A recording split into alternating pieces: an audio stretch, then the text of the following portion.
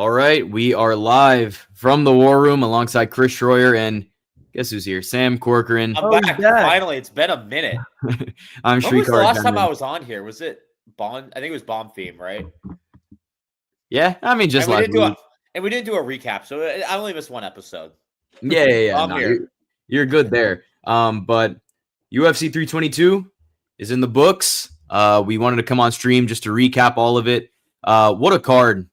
What a card. From start to finish, this thing was just loaded with wild moments. Some downright brutal finishes that we'll get to. Islam Makhachev, dominant in his pursuit of being a double champ. He got it done. Valentina Shevchenko, flawless. It was really one of those nights where you could really feel the levels in this sport. We're going to go fight by fight from the early prelims all the way to the main event. We're going to talk about who impressed us, what's next for everyone. So, fellas, without any further ado, how do you feel about this card? Did it live up to the hype for you guys? It absolutely did. This lived up to the hype. I will say, objectively, let me just get this out of the way. The main event and the co-main event were terrible, objectively. Great and terrible, not because of what one person did, but what the other fighter didn't do. Because it was pure domination. And it was impressive to see that. But from an entertainment value, like, it just wasn't entertaining. I kind of just want to go home, you know. I was like, can this just end? So, because I know who's winning the fights. 250 to 45 decisions. 2 dominant wins. At the end of the day, you kind of just wanted that to wrap up, you know. So, but besides that, a fantastic guy. I actually texted these boys. This could be the quickest main card of all time based on what happened in the first 3 fights. And then I think that jinxed it. I literally jinxed it. So, but overall, fantastic night. No, I agree. I thought it was going to be one of the quickest cards ever, but I think the UFC's done a lot better of drawing out cards and not letting fights go on right after. Like they've really stuck to their planning and kind of, you know, situational, I guess, awareness of, all right, everyone paid to be in this arena, so we're going to draw this out as long as possible, even if it's a first round finish, which, you know, it's okay because you're also paying a lot of money to use MSG, so you kind of want to get the most out of it. But I'm going to agree with Sam that, you know, from an entertainment value, main event and co-main event, not great. Personally, did I enjoy watching it, even though my guy JDM got absolutely, utterly dominated? Yeah, it was impressive from both Valentina Shevchenko and Islam Makhachev, and we're going to get into that a little bit later and, you know, talk about their GOAT status because they're both trending up on that list. So we'll see where we all have them on our lists. But top to bottom, you know, co-main event and main event aside, great. Had a great time watching it, filled with moments. Shrikar, you got it. I mean, I have nothing else to say. It was awesome. I do think we're going to compare it to other cards from this year because obviously it was thrown up in that conversation as the best card on paper, right? Yeah, I was arguing for 317, and after watching both events, I still think 317 holds the mantle as the best UFC event this year. I completely agree with that statement. Because also this card did not have a Royval Van. It just didn't. If the co-main and main event were better, I think it would be a better card than 317. Yeah, but I can get behind that. But you know, you can play the if game, and if we're looking at it as a result, you're right. Chris, did you go to SEC school or something with the if hypothetical scenarios? Dude, I love ifs and buts or whatabouts. But yeah, because we were going through the card. I was kind of thinking about 317 in the back of my mind, and I was like, okay, we haven't gotten like a clear fight of the night yet. I was thinking JDM Islam was going to be that fight. I was praying it was going to be that fight. So that means JDM would have won, maybe. Potentially, but obviously Islam went in and did what he did. But we're going to get into the full card. If you're new here, make sure you like the stream. Hop in the live chat. Let us know any thoughts you had on the event, on the UFC in general, or in life. We'll just answer anything. But yeah, let's get into this card. Top to bottom. We're going to start from the early prelims, work our way up. Let's start with Vyacheslav Borshov versus Mateus Camilo.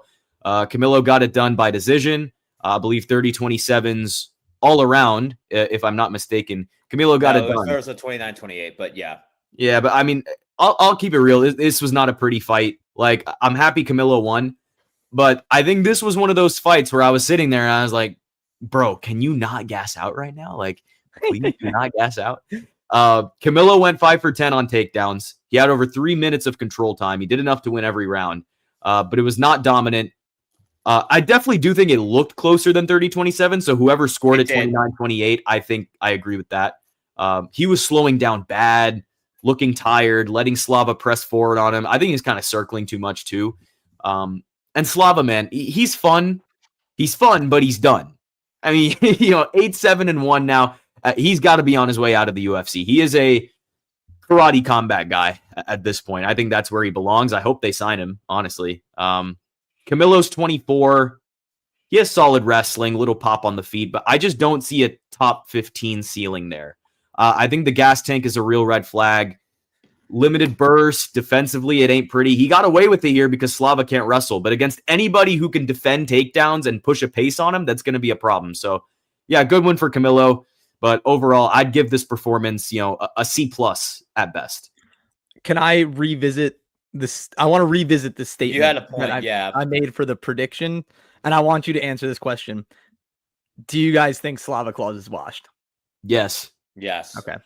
Because I was thinking that coming into this fight, and I feel like this kind of proved it. I think he did a solid job of, getting back to his feet and not letting Camilo completely dominate him on the ground, even though it felt like he did get taken down a decent amount. I mean, what was it? It was 5 for 10 on takedowns, 3 minutes of control time. He did land, though. He was doing his job when he was on the feet. One thing I've noticed, though, is that even though it's the same judges, more or less, just rotating through commissions and kind of traveling with the UFC, I feel like, I don't know, maybe like 15 judges on rotation, 12, maybe even less. I need to really look into that. I feel like when they're in New York, they value striking a lot more, which kind of had me. You said intrigued. They value. No, you texted me they valued wrestling. No. They value wrestling. Excuse me. I was gonna say. Yeah, sorry, I got that backwards. They value wrestling a lot more. Yeah, thank you for checking me on that. I was a little backwards. And in Vegas, they value striking a little more. And we're gonna get into it with the Pat Sabatini fight because it was a 30-27, and I thought Chepe was gonna win that round, the first round, based off the ending head kick. Besides the point, obviously. Slava Claus was landing a lot more, and you can see it on the graphic right now. 78 strikes to 48. And sometimes it just depends where you are, which is very interesting. And it's the same people judging it. And I feel like the location really matters, which I don't understand. Regardless, Camilo got it done. He's a young prospect. I think it was a good learning, step for him. And I think Slava Claus needs to evaluate what he wants to do in the future.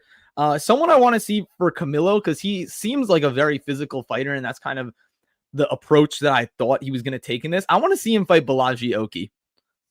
I think that would be a good fight. I think Balaji Oki poses a good threat on the feet, and he's also strong when it comes to takedowns. Obviously, he got dominated by Mason Jones, but I think that's a good test for him. I don't know what you guys think, or if you're going to matchmake him, but I feel like Balaji Oki would be good. 2 young guys coming up, so. That's a name. Here's the thing. I'm looking at it like this. The UFC matchmakers still clearly have some interest in Mateus Camilo. As they should. He's got raw potential. Young prospect who's winning. That's fine. Maybe someone like Charlie Campbell. Campbell, is a guy that's looking to bounce back from a tough loss to Tom Nolan. It feels like really it's like a sink or swim matchup for both guys because someone is getting their momentum back. And if Camilo loses to Charlie Campbell, he is cooked. So yeah, I would throw that out. But Balaji Oki's a good name too. I don't think that's bad. Hey Tyler, what's up? What did I say? What up, Tyler? Thanks for joining, brother. Yeah, you. Hey, you right. but lighter women's skill did not prevail. Kind of works both ways. But you did call it with Islam. You did call it. Well, I'll give that to you, my man. Yeah. Go work. Well, go work. I was also gonna say with we mentioned that Slava Claus is washed. I don't think you can really call him washed when he was never really a star to begin with. That's the thing. I don't think you have to be a star to be washed. I guess. But anyways, yeah, I think he's out the door. Camilo's, he's interesting. He's got to learn a lot more. I don't really have too much on this fight. I think he's got to prove it more to me if I want to take more note on him. You want to Tyler, I like the rebuttal. That's why it's lighter man skill, not lighter women's skill. That this just made me laugh. On a technical level, he is right. Sam, you're talking about prospects that need to prove it. Baisungur Susurkayev knocks out Eric McConaughey in the 3rd round. Sean O'Malley. Sorry. I mean, hell of a knockout, first of all. Yeah. But Sam, obviously you touted Bissinger Susurkayev as the next Sean O'Malley. I'm very curious what you thought of his performance. Did you think it lived up to that sort of expectations? Obviously the finish was good, but the overall fight, what did you think? Yeah, that take aged like milk to say it lightly. I mean, hey, but John Pork might be the next Sean O'Malley. Shevchenko. John Pork, Shevchenko. Anyways, look, Susurkayev, a win is a win, but you got to learn a lot more from that. I was impressed by Makhachev. I thought he did a really good job in this fight, and I think he got the first round too. I think that was something that many people aren't talking about. He got that first round for Susurkayev, and Susurkayev comes out, gets the win. He wants Bo Nickal so badly. We'll talk about Bo Nickal, but he ain't getting that. He's got to prove it a lot more. I need to think of a guy to put him up against. If I look at the middleweight rankings real quick, I don't really know. Like, here's the thing with Susurkayev. If you're the UFC, do you want to keep promoting this guy like the way you have, or do you want to like speed rush this guy? I think one guy you could give him would be Andre Petroski. I think that's a name that some guy in like the middle of the pack, not ranked, but just like a mid-level middleweight fighter. Because I think that's where Susurkayev's at right now. A mid-level fighter, someone that could potentially be a gatekeeper and really prove him wrong, but at the same time, someone that Susurkayev should beat. We'll put it that way. And, obviously he called out Bo Nickal, but I was thinking after he got the knockout, I was thinking it actually makes sense, but it kind of depended on what Bo would do in his spot. And because Bo got that knockout, like it's hard for them to, if Bo got like a boring decision win or he outright lost, you could have set that fight up. But we'll get to Bo in a little bit. I'll be real. It was a weird performance overall from Susurkayev. I think he's super talented, but it did feel like he was fighting down to Makhachev's level a bit. You can tell he's been reading his own headlines lately. And I think he made that fight way harder than it needed to be. He almost paid for it. As Sam said, Makhachev really got that first round, but still a knockout's a knockout. And that one especially was filthy. One name I was thinking, Susurkayev versus Azamat Bakayev. What do we think about that? I like it. It's a good grappling test for him, at least. I mean, Susurkayev, obviously flashy, very fearless. He does take a lot of risks. I think there is a question to be had about his fight IQ. If he fights smart, I think Susurkayev should beat Bakayev. But if he gets reckless again, like he did against Makhachev, I mean, Azamat could easily expose him. So either way it goes, you're getting someone's hype train back on track. Well, not back on track for Bissinger, but if Azamat ends up knocking out Susurkayev, then his stocks are going to go all the way up, Yeah, for sure. I definitely agree. And I was kind of struggling with that too. I mean, this fight was reminiscent of his debut against Eric Nolan. I don't know what it is with Susurkayev in the first round. And I can't use his Contender Series victory to judge him at all because, Contender Series is that whole, body of fighting or like essence of fighting. It's almost a coin flip. Like you can come in as a plus 500 and win. And you never really know who you're up against. And a lot of people perform differently in different spots. Sam, what you said to us in our text chain or group chat, you were impressed with Makhachev. I was impressed with Makhachev too. He came ready. Mm-hmm. He really did. And he took it to Susurkayev and showed him adversity in the first round and even the second round, even though I would say probably lost the second round. I was very impressed with him just being straight up ready to fight someone with the hype train and skills that Susurkayev possesses. I don't really know if I want to push him, but at the same time, if everyone's saying that this guy is going to be great and he's going to be, the next big people were saying he was the best on Contender Series.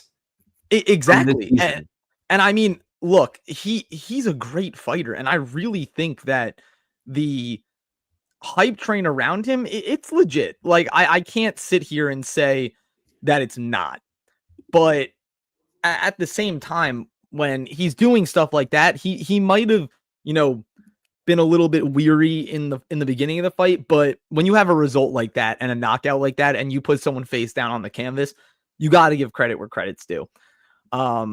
I like the Petroski fight because it's a very good test for him, especially on the grappling front.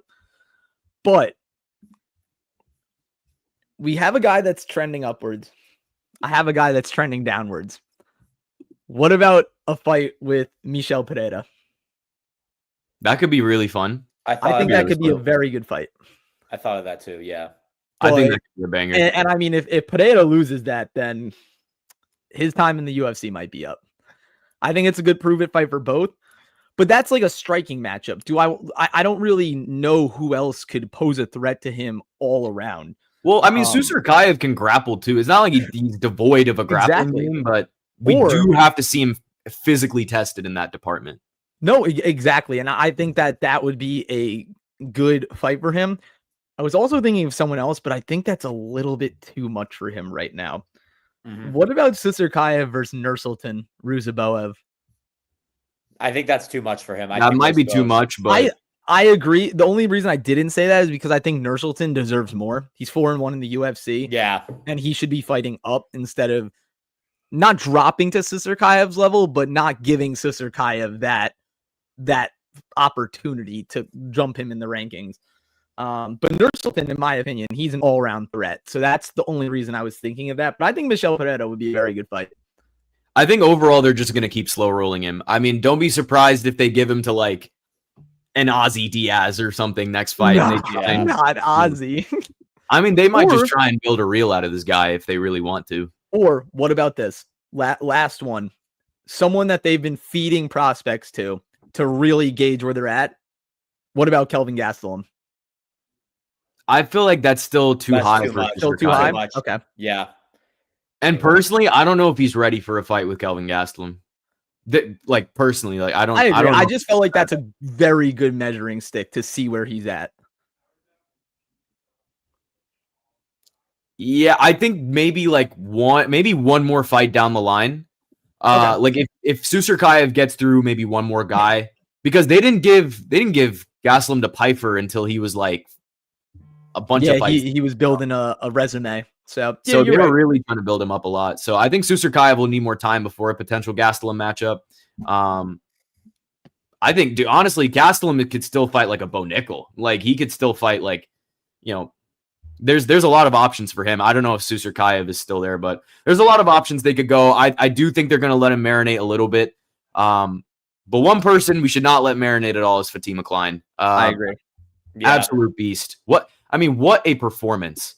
Masterclass. She is a problem, and she is arriving at exactly the right time. The loaded strawweight division. Finish my sentence. For this loaded strawweight division. Chris, I'm gonna toss it to you first because Fatima Klein from Long Island, a New Yorker through and through. How'd you feel about the performance? Dude, great. I was very impressed, and I did pick Angela Hill on the podcast. I doubled back on myself. Wound up picking Fatima Klein. Fatima. I'm not right. Is it Fatima? Fatima, probably. Yeah, I would say Fatima. Yeah, I feel like Fatima's. It's funny. That's my church's name, Our Lady of Fatima. Shout out. But yeah, no. I mean, she did a lot better than I was kind of expecting her to do. I did mention, she had like lazy takedowns. I wasn't really completely sure about her unorthodox style, and she came to fight. She really came to fight and took it to a grizzled, I cannot mention enough, veteran in Angela Hill. And I mean, she is the measuring stick in that strawweight division. She's the gatekeeper. You beat her, and even though she's 40 years old, I really put her on the same level as Neil Magny because she can pull things out of the fire. And if you beat her, and the way that Fatima Klein beat Angela Hill, I think she's going to be a problem for these strawweights because she is also just so physically imposing. She's massive. So if you're really not able to get inside or strike with her on the feet, she really can just take you wherever she wants to take you. And now she's going to be in the rankings. Angela Hill was number 12. She's going to take her spot. I'm sure Angela Hill is going to fall out of the rankings. I mean, I don't know if I want to throw her into a top 10 matchup just yet. I think she should kind of be, marinated and slow cooked a little bit just to really get her feet under her because she's still very young. What is she? She's 10-1 now, I believe. Mm-hmm. Maybe 9-1. I think she's 10-1. But I just really think that she's going to be very good. I was thinking someone along the lines of I mean, I like the 11 to 10 spot, Jillian Robertson or Amanda Hebos. I think that's a good fight for her. Get someone in the rankings so she could have a nice ranked win under her belt before you really push her, because something I've noticed is, these young fighters who don't have that many fights under their belt, especially with people who have been in the UFC for quite some time and they're going up against them, the veteran experience does prevail. And I think that if Angela Hill was a few years younger, 5-10 years younger, that's a big ask though. I think she would have done a little bit better. I really thought the age got to her. It is a big ask to de-age. It's impossible. We'll put it that way. I would like to see her against Jillian Robertson, a very, very good grappler. Fatima Klein's a very good grappler. If she can get that done, then you start feeding her that top 10. So I do believe Jillian Robertson has a fight booked. No? Oh, does she? Okay. Wait, let me see. She's fighting Amanda Lemos. Then I would give her Hebos. And if you're gonna give her the top 10, give her Yasmin Lucindo, in my opinion. Okay, so those are three names I didn't have on my list, which is good. We're gonna have parity in our matchmaking. I had, let me look. So who do I have? I had actually, wait, what? Sorry. Sorry. I mean, I did have Amanda Ribas. I spelled that wrong in my notes. I have Amanda Ribas for him. For her, I should say. Lone Wolf matchmaking. Love it. Give me that. Dominant win for Klein. I mean, Angela Hill at this point is just a gatekeeper. What's her record? 18-16, something like that. It's just it's not great. Literally a gatekeeper at this point. But Klein looks so good, man. I'm excited to see where she goes. Again, the loaded strawweight division. Maybe you bump her up even more. I have a feeling, is that what you're going to do, Streetcar? Bump her up even further? No, actually, I'm not. I'll say this. Angela Hill has been through some wars, and a lot of fighters have struggled way more with her than Klein just did. I think that was a statement win. Very controlled, patient, clean performance from Fatima Klein. I'm looking at this division. It is wide open right now. And Klein looks like she can slide right into that contender spot where you're like, okay, yeah, she can make a run at the title, Oh, by the way, that back fist kick combo at the end. That was insane. Oh, yeah. Perfection. I agree. In terms of the matchmaking, Jessica Andrade. I think this is another. I don't hate that either. It's another tough gatekeeper fight for her. I think she is the ultimate gatekeeper in this division, if I'm being honest. Former champ. Definitely not an easy step up for Klein. But if Klein can handle Andrade, I think it is really time to start talking about title contention. I think she would throw herself into a really fascinating opportunity after that. But yeah, I go Jessica Andrade. I believe she's the 9th ranked contender as it stands. Top 10. Yeah, I'm checking right now. She's 9th. You are correct. Because I'm looking at the rankings now. Pennington will drop out from the rankings. Angela Hill will drop out from the rankings.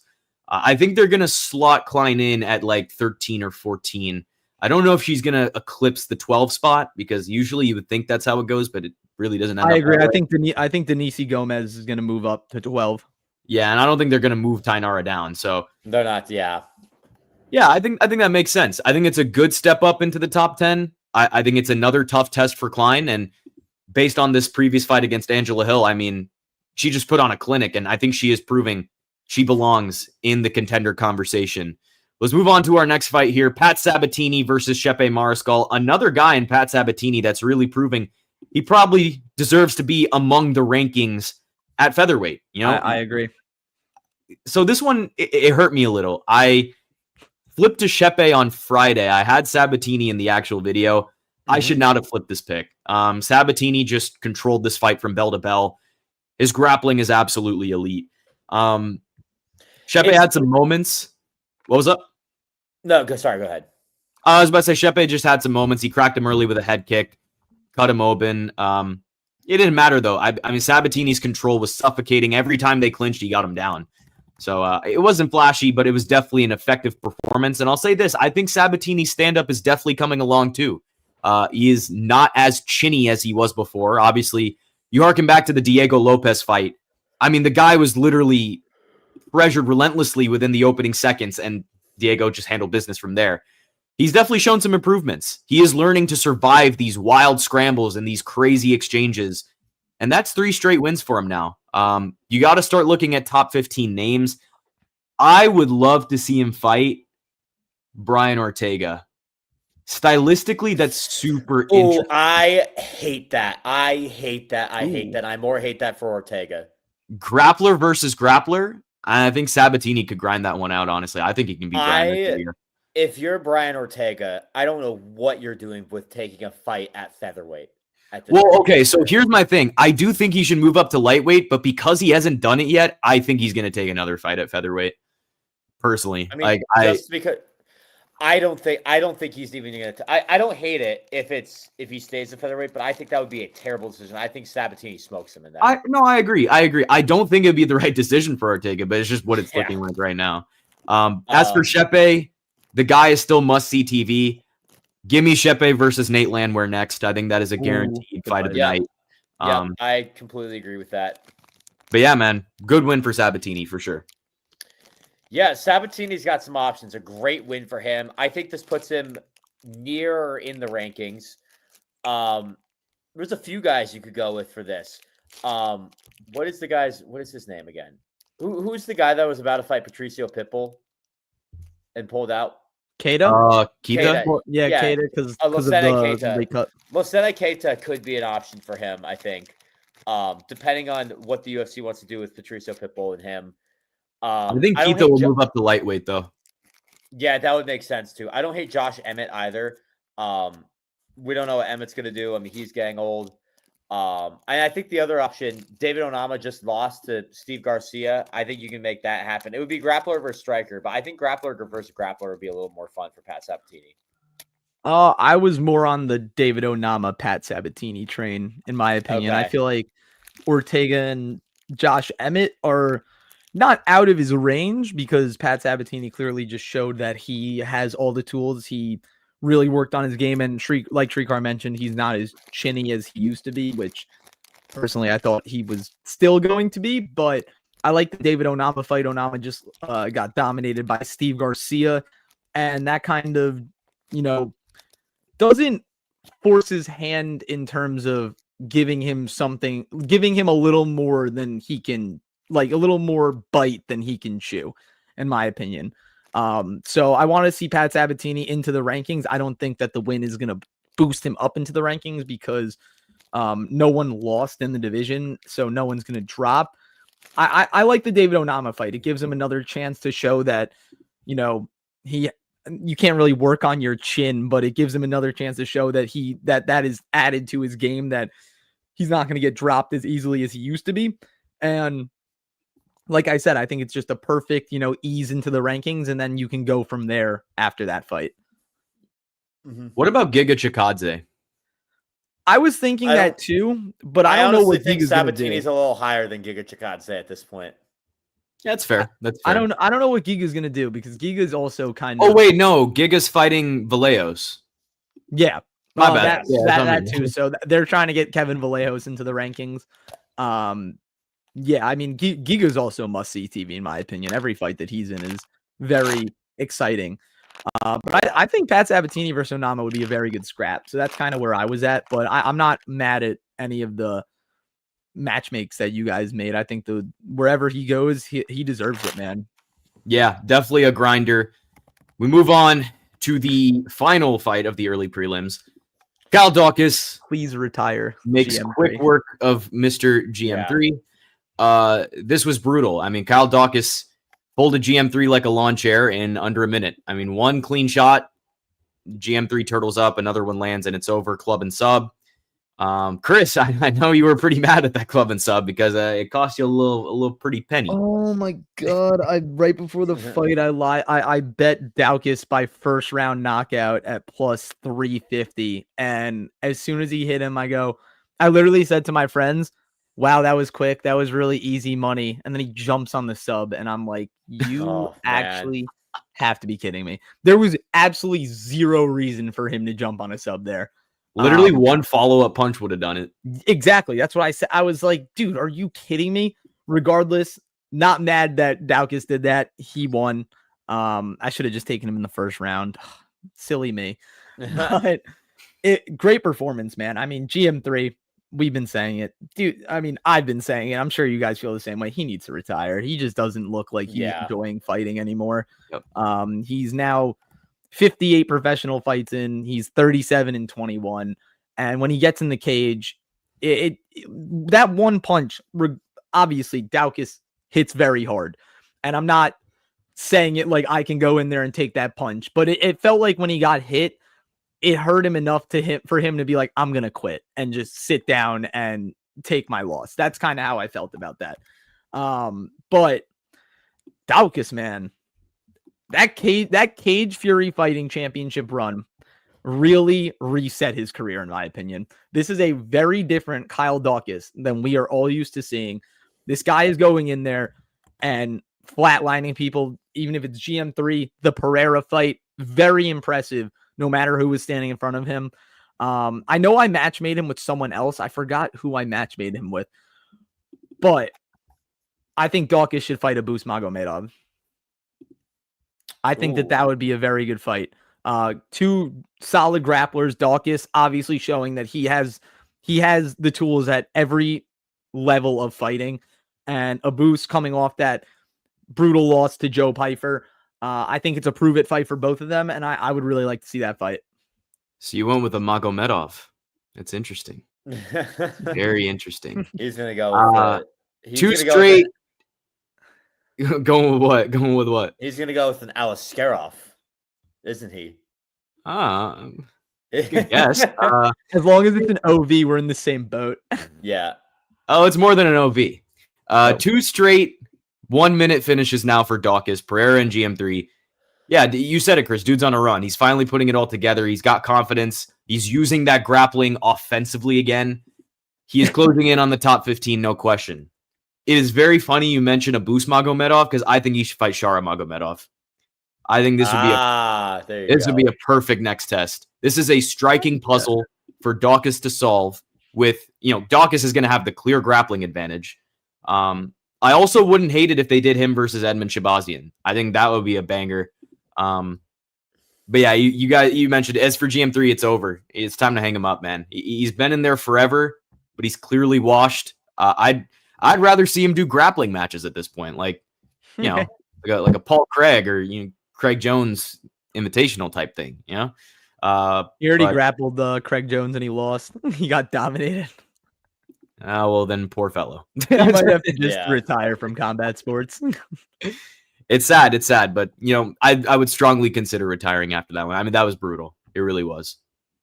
Yeah, I'm also gonna go. You said Shabazian. I like that name a lot for Daukaus. I think you do that him. Mearshart, just get him out of here. I don't really need to say much about him. Damn. Frankly, I don't think I'm ever gonna pick him and win another fight in the UFC. So it's like get him out of here. Yeah. I was at least gonna have the decency to say strongly consider retirement. Get out for your own health and well-being. Sam just straight up says get out of the sport. Get out. All right, wait. Yo, Sam, I have a question for you. Who is worse, GM3 or It's the person you're about to say that's worse. GM3 at least was good in the UFC at one point.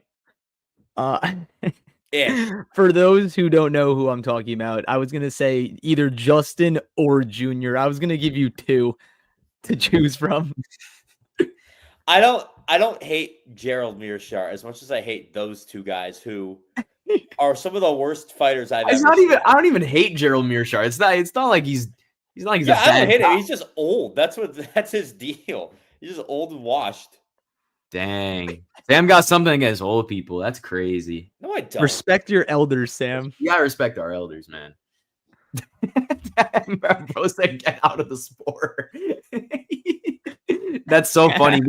We all had the same sentiments and we all went about saying it in a different way. Man. But the overarching message, GM3 is done. All right, let's move to the prelims. Pretty much. Malcolm Wellmaker and Ethan Ewing. Dog. And now that we're on the prelims, I see 6 people in stream here. Make sure you like it up if you're enjoying what you're seeing. Hop into our live chat, Let us know something. Let us know some thoughts on the event. Any questions you guys have, we'll make sure we answer it. But let's get into some prelims. Malcolm Wellmaker and Ethan Ewing. 48 hours notice, okay? Insane. I think Ethan Ewing is very special. Because even if we forget the 48-hour notice, forget the opponent, I think that was very, very high level stuff that we saw. Agreed. I have never seen someone use a fencing jab like that in like ages. Like that is something that like he executed at a very, very high level.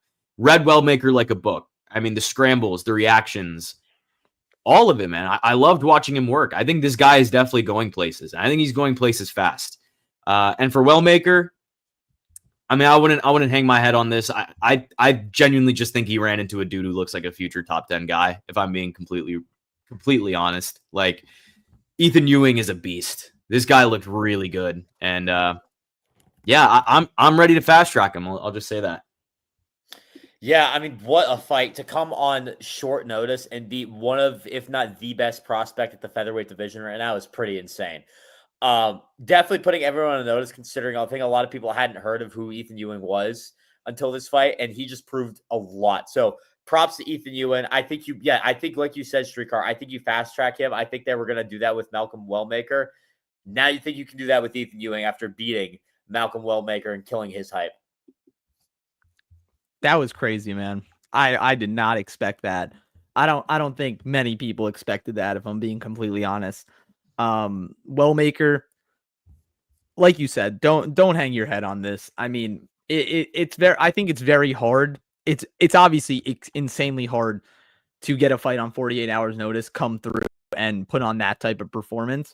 It also kind of stinks for Wellmaker, training a month, 6 weeks for one specific fighter and then coming in and fighting a completely different beast. I think that Wellmaker is going to learn a lot from this fight. He is someone that has tremendous power, and it showed. He tagged Ewing a few times, and I think that he fell in love with the power too much, and you could see that in some of his shot selection. He loves the hooks, and sometimes they're very much telegraphed. You know exactly when he's going to load up and throw a hook.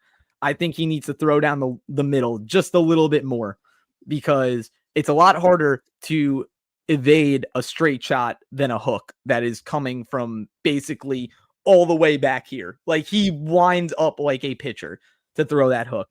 But Ethan Ewing, man, that was insane. That was amazing to watch. I know Wellmaker broke a lot of people's parlays. Yeah. I'll say that.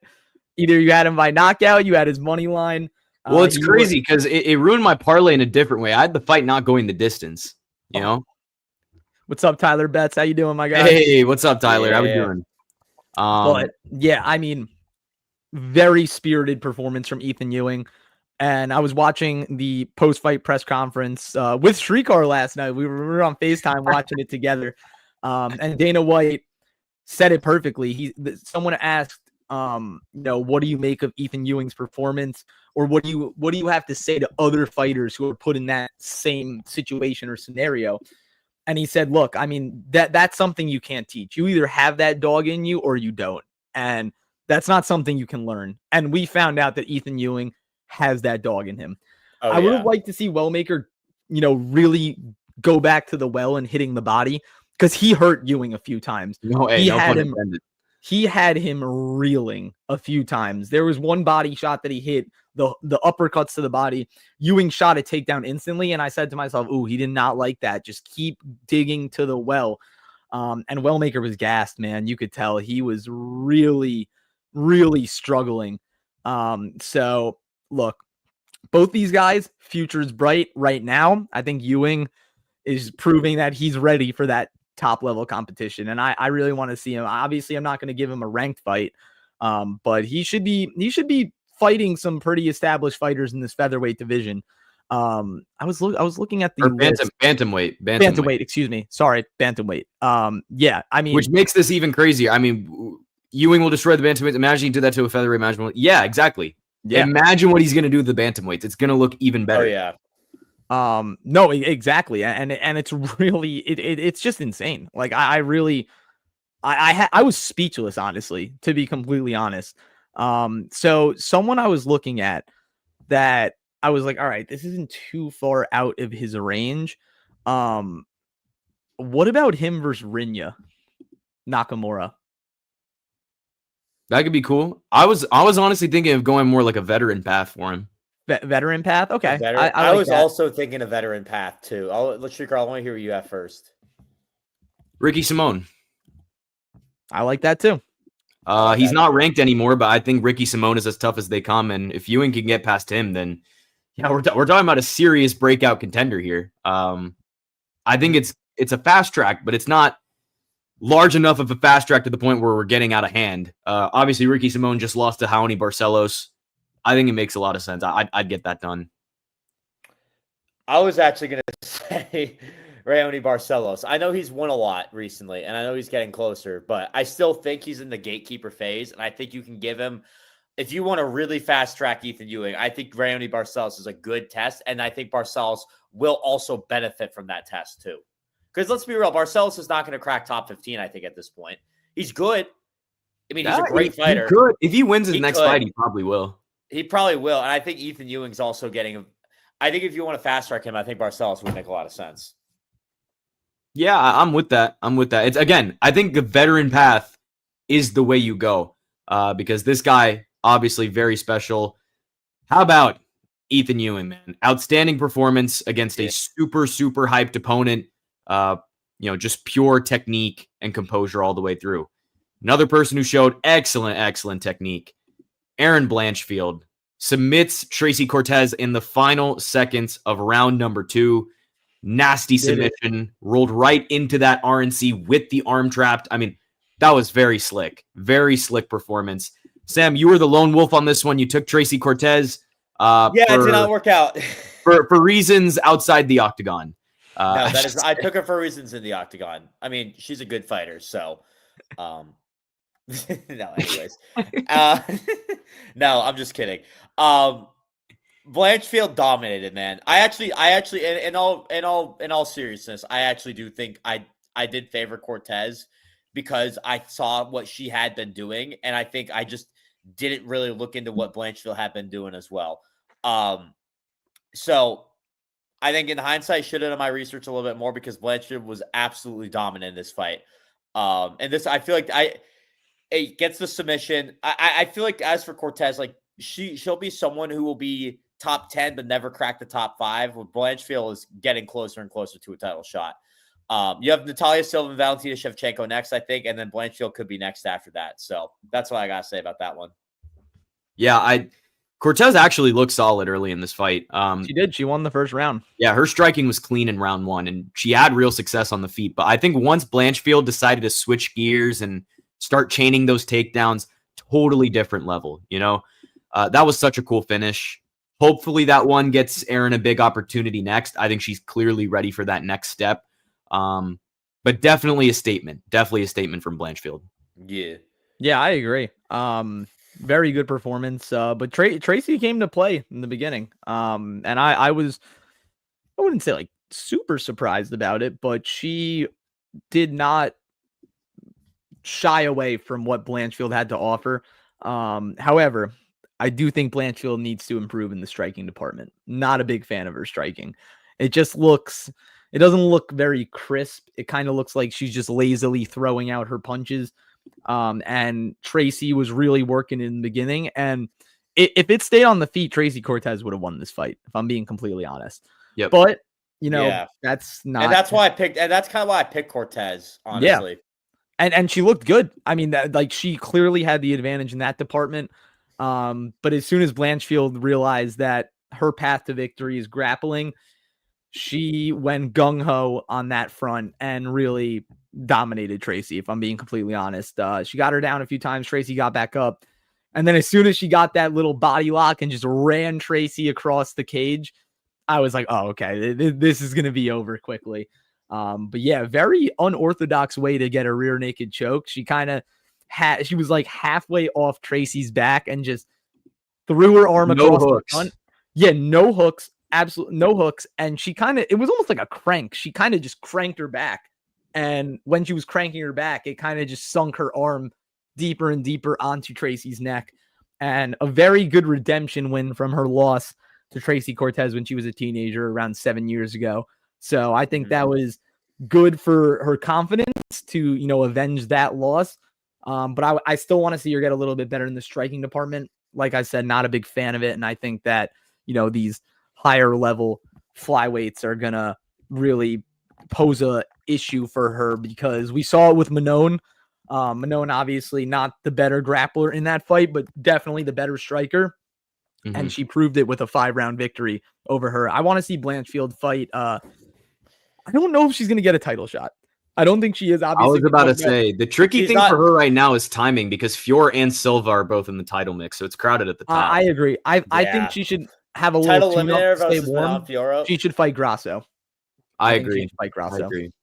Because if she can take out I a hate former champ like Alexa Grasso next, I think that's your signature win. Like, Yeah, that is Yeah. like, all right, you are undeniable at this point. and that's what it's going to take. Because again, Fior is over her. Natalia Silva, I think we'll get into it later, but I think she is going to be next up for Shevchenko. Yeah, I think Blanchfield and Grasso makes all the sense in the world. Obviously, Grasso is coming off a loss to Silva. Yep. And Blanchfield should not be fighting down. I don't know. I feel like I'm going to see some things of her fighting. Would you book her versus Macy again? No. I feel like that's No. way more detrimental. to If Blanchfield. Barber beats Silva, yes, then I'd think about it. Okay. Yeah, off rip, she shouldn't fight her. She should only fight Grasso. I don't want to see a Manon rematch, and Silva obviously basically booked her title shot. We'll see how Barber Yeah. Silva goes. I think if Barber makes, if she handles Silva, then I think you should do Blanchfield and Barber next. Because there's already the storyline behind it. I don't think Well, that Aaron's would be a good opposed fight. to it. That would be a bad blood fight. Somewhat, yeah. I think it would. I don't think it's actually going to reflect in the fight itself. In the but octagon, yeah, I agree with you. I think just for the narrative, I think it'd be good. But yeah, I do think Blanchfield should fight Grasso. I think that should be the next move. But Sam, I don't know. Were you thinking the same thing, or do you have any other ideas? I mean, I don't think she's worthy of a title shot. It's just so. I think she's getting close. I think she's one away. Like I said, it's so tough with how loaded this flyweight division is right now, or just like how crowded it is at the top, because you have Shevchenko, Manon Fiorot's right there. She could get another shot against Shevchenko. I think and Natalia Silva's next up. I personally think you do Blanchfield and Manon. I don't know. I mean, Grasso's fine. I think Grasso would be better up against probably a Macy Barber, if I'm being honest. Grasso. The thing is, Blanchfield and Manon have already fought, and Manon I think won. you do it again. I think you have to do it again. Like those are the two. I don't like that. I don't know. Those are the two contenders right now. Like outside, I think that's a great title. But eliminator. I don't know. I just don't think Manon would take that fight. She already pretty much whooped Erin Blanchfield's butt for 5 who's rounds. Manon going to take to get another title fight? It would be Barber. That's like the Honestly, only Fior could wait and get it. I think Fior could wait. Because Fior put up a pretty close fight against the champ. So if And Silva then wins the she belt, she is the smoked next in line. Jasmine. Like she smoked Jasmine. I don't True. know. I feel like Anyways. Fior's kind of in a little bit of like no man's land, no woman's land right now. valid. In the flyweight division. But yeah, there's a lot of people that really are gonna have a claim to fame right now. So interesting, but great win from Erin Blanchfield. I was very happy for her. For sure. A huge statement win from Blanchfield, avenging one of the few losses on her record. We'll see what's next for her. Gregory Rodriguez, RoboCop, gets it done against Roman Kopylov. It's got done again. Sam getting her lone wolf wrong. I was. I don't think it wasn't a bad pick though. It wasn't bad. I'm going to be honest. Why I picked? I'm going to be completely honest because I wasn't on stream, and the reason why I picked Kopylov was he looked so bad against Paulo Costa, and Gregory Rodriguez looked so good against Hermanson. So I honestly just thought recency bias, and everyone's going to pick Rodriguez, and let me just be different, and Kopylov is learned. I'm dead serious. That's the reason I picked Roman Kopylov. I wish I could explain it better. That is dead serious the reason I picked Roman Kopylov. I will never use conspiracy theories to pick again because and Kopylov was not even that bad. I just think Gregory Rodriguez was the better fighter over throughout the fight. And that was so it's not on Kopylov, but I just gotta be smart with my picks, man. Gregory Rodriguez is absolutely ready for a ranked shot again. I think he's been in the rankings before. Or he was in the rankings recently. I think if you look at the middleweight rankings,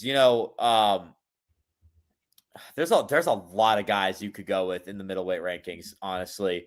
I think one guy you could look at is, Jared Cannonier's the name. I think Roman Dolidze is probably the better option right now.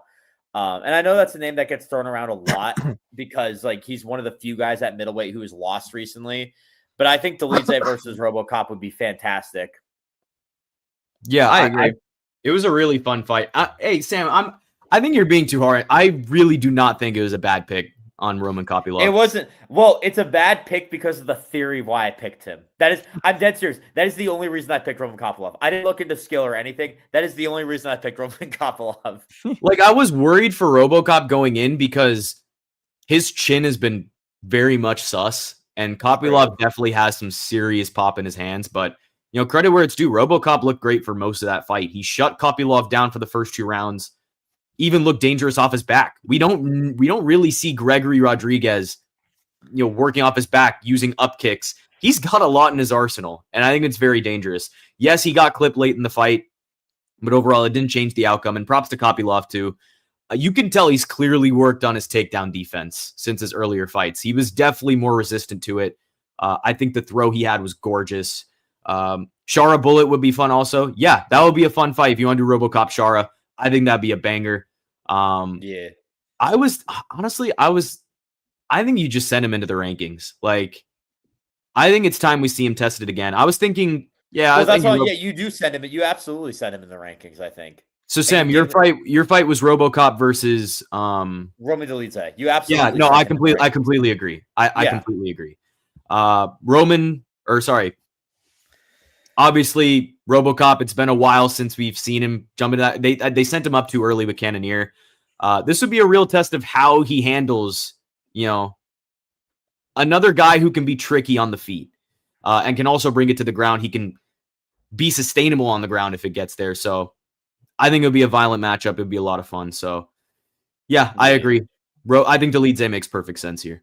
Yeah, no, I agree. That was exactly who I was going to say. I don't really see any other fights for him that I would like him to take. I think that's a good fight to get him into the rankings. But yeah, my guarantee was wrong. I said RoboCop would be bleeding after the first round, and he wasn't. I don't even know if he bled the entire fight. Was he bleeding at the end? No, he was. He was bleeding at the end. Yeah, slightly. But yeah, I was like, this guy has immense amounts of scar tissue. There's no way he's not going to be bleeding off rip. But yeah, I mean, he did a good job. He fought a very good fight. He fought the fight I thought he was going to fight, and I think Roman Kopylov. We're on the Roman train right now. It's just all Roman. Yeah. Roman Cop and RoboCop, man. That's why I actually match made this fight. I was so happy. Well, no, I going back to my stupid logic, I match made this fight also because it was a good fight to make. I match made this fight when Kopylov lost to Paulo Costa. But I match made this fight, one, because it was a good fight, and two, it was like Roman Cop versus RoboCop, cop versus cop. Perfect. Good cop versus bad cop. That's it. Yeah. Who's gonna be the good cop? Who's gonna be the bad cop? And it didn't bring in ratings. It was a prelim, but still. Russian cop versus Brazilian cop. Ooh. There you go. I feel like that'd be a really funny movie.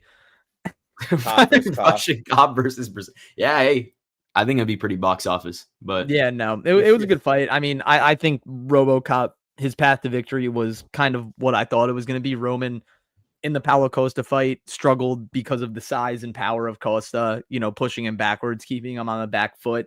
And that's exactly what RoboCop did. He really didn't concede. The center of the octagon was honestly rarely being pushed with his back against the fence. And yeah, I mean, he was just very content with boxing. I think he probably should have used a little more kicks. I think Joe Rogan and DC were saying that on the broadcast, and I agreed very much that he probably could have done a little bit more damage if he was utilizing all his tools. But yeah, I mean, great fight. It was entertaining too, and I don't think I was just gonna say Dolidze again. Oh my gosh, I don't think Kopylov fought a bad fight. Like, I do not think that was a bad pick at all. I think that RoboCop just had the power, and he was making Kopylov think twice about throwing and leaving himself open to the counter shots that RoboCop was going to throw his way. But yeah, obviously ranked opportunity next for him. I don't see anyone else other than Roman Dolidze in his future. Yeah, I think it has to happen. RoboCop has been looking sharp lately. A couple of solid wins since that fight against Cannonier, and I think he's ready to be tested again. Another guy who is ready for the big ones. Big Bo Nickal. No Bickle. This was Bo Nickal's coming out party. Head kick KO over a very game Rodolfo Vieira. He didn't just win, man. I would say he evolved. He mixed it up beautifully. Obviously had that big slam in the first round, solid ground and pound, and then just started to outbox, a world-class grappler like Rodolfo Vieira. I mean, the jab was definitely snapping, very, very sharp. The timing on that high kick was just absolutely filthy, dropped him clean. Bo Nickal looked smooth, honestly scary. Like, I think this is the version of Bo Nickal where it's like his striking is catching up to his wrestling. And that's when things start getting dangerous.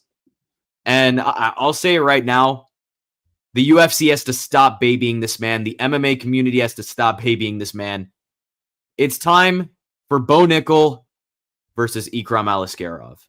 USA Wrestling versus Dagestan Wrestling. Let's see it.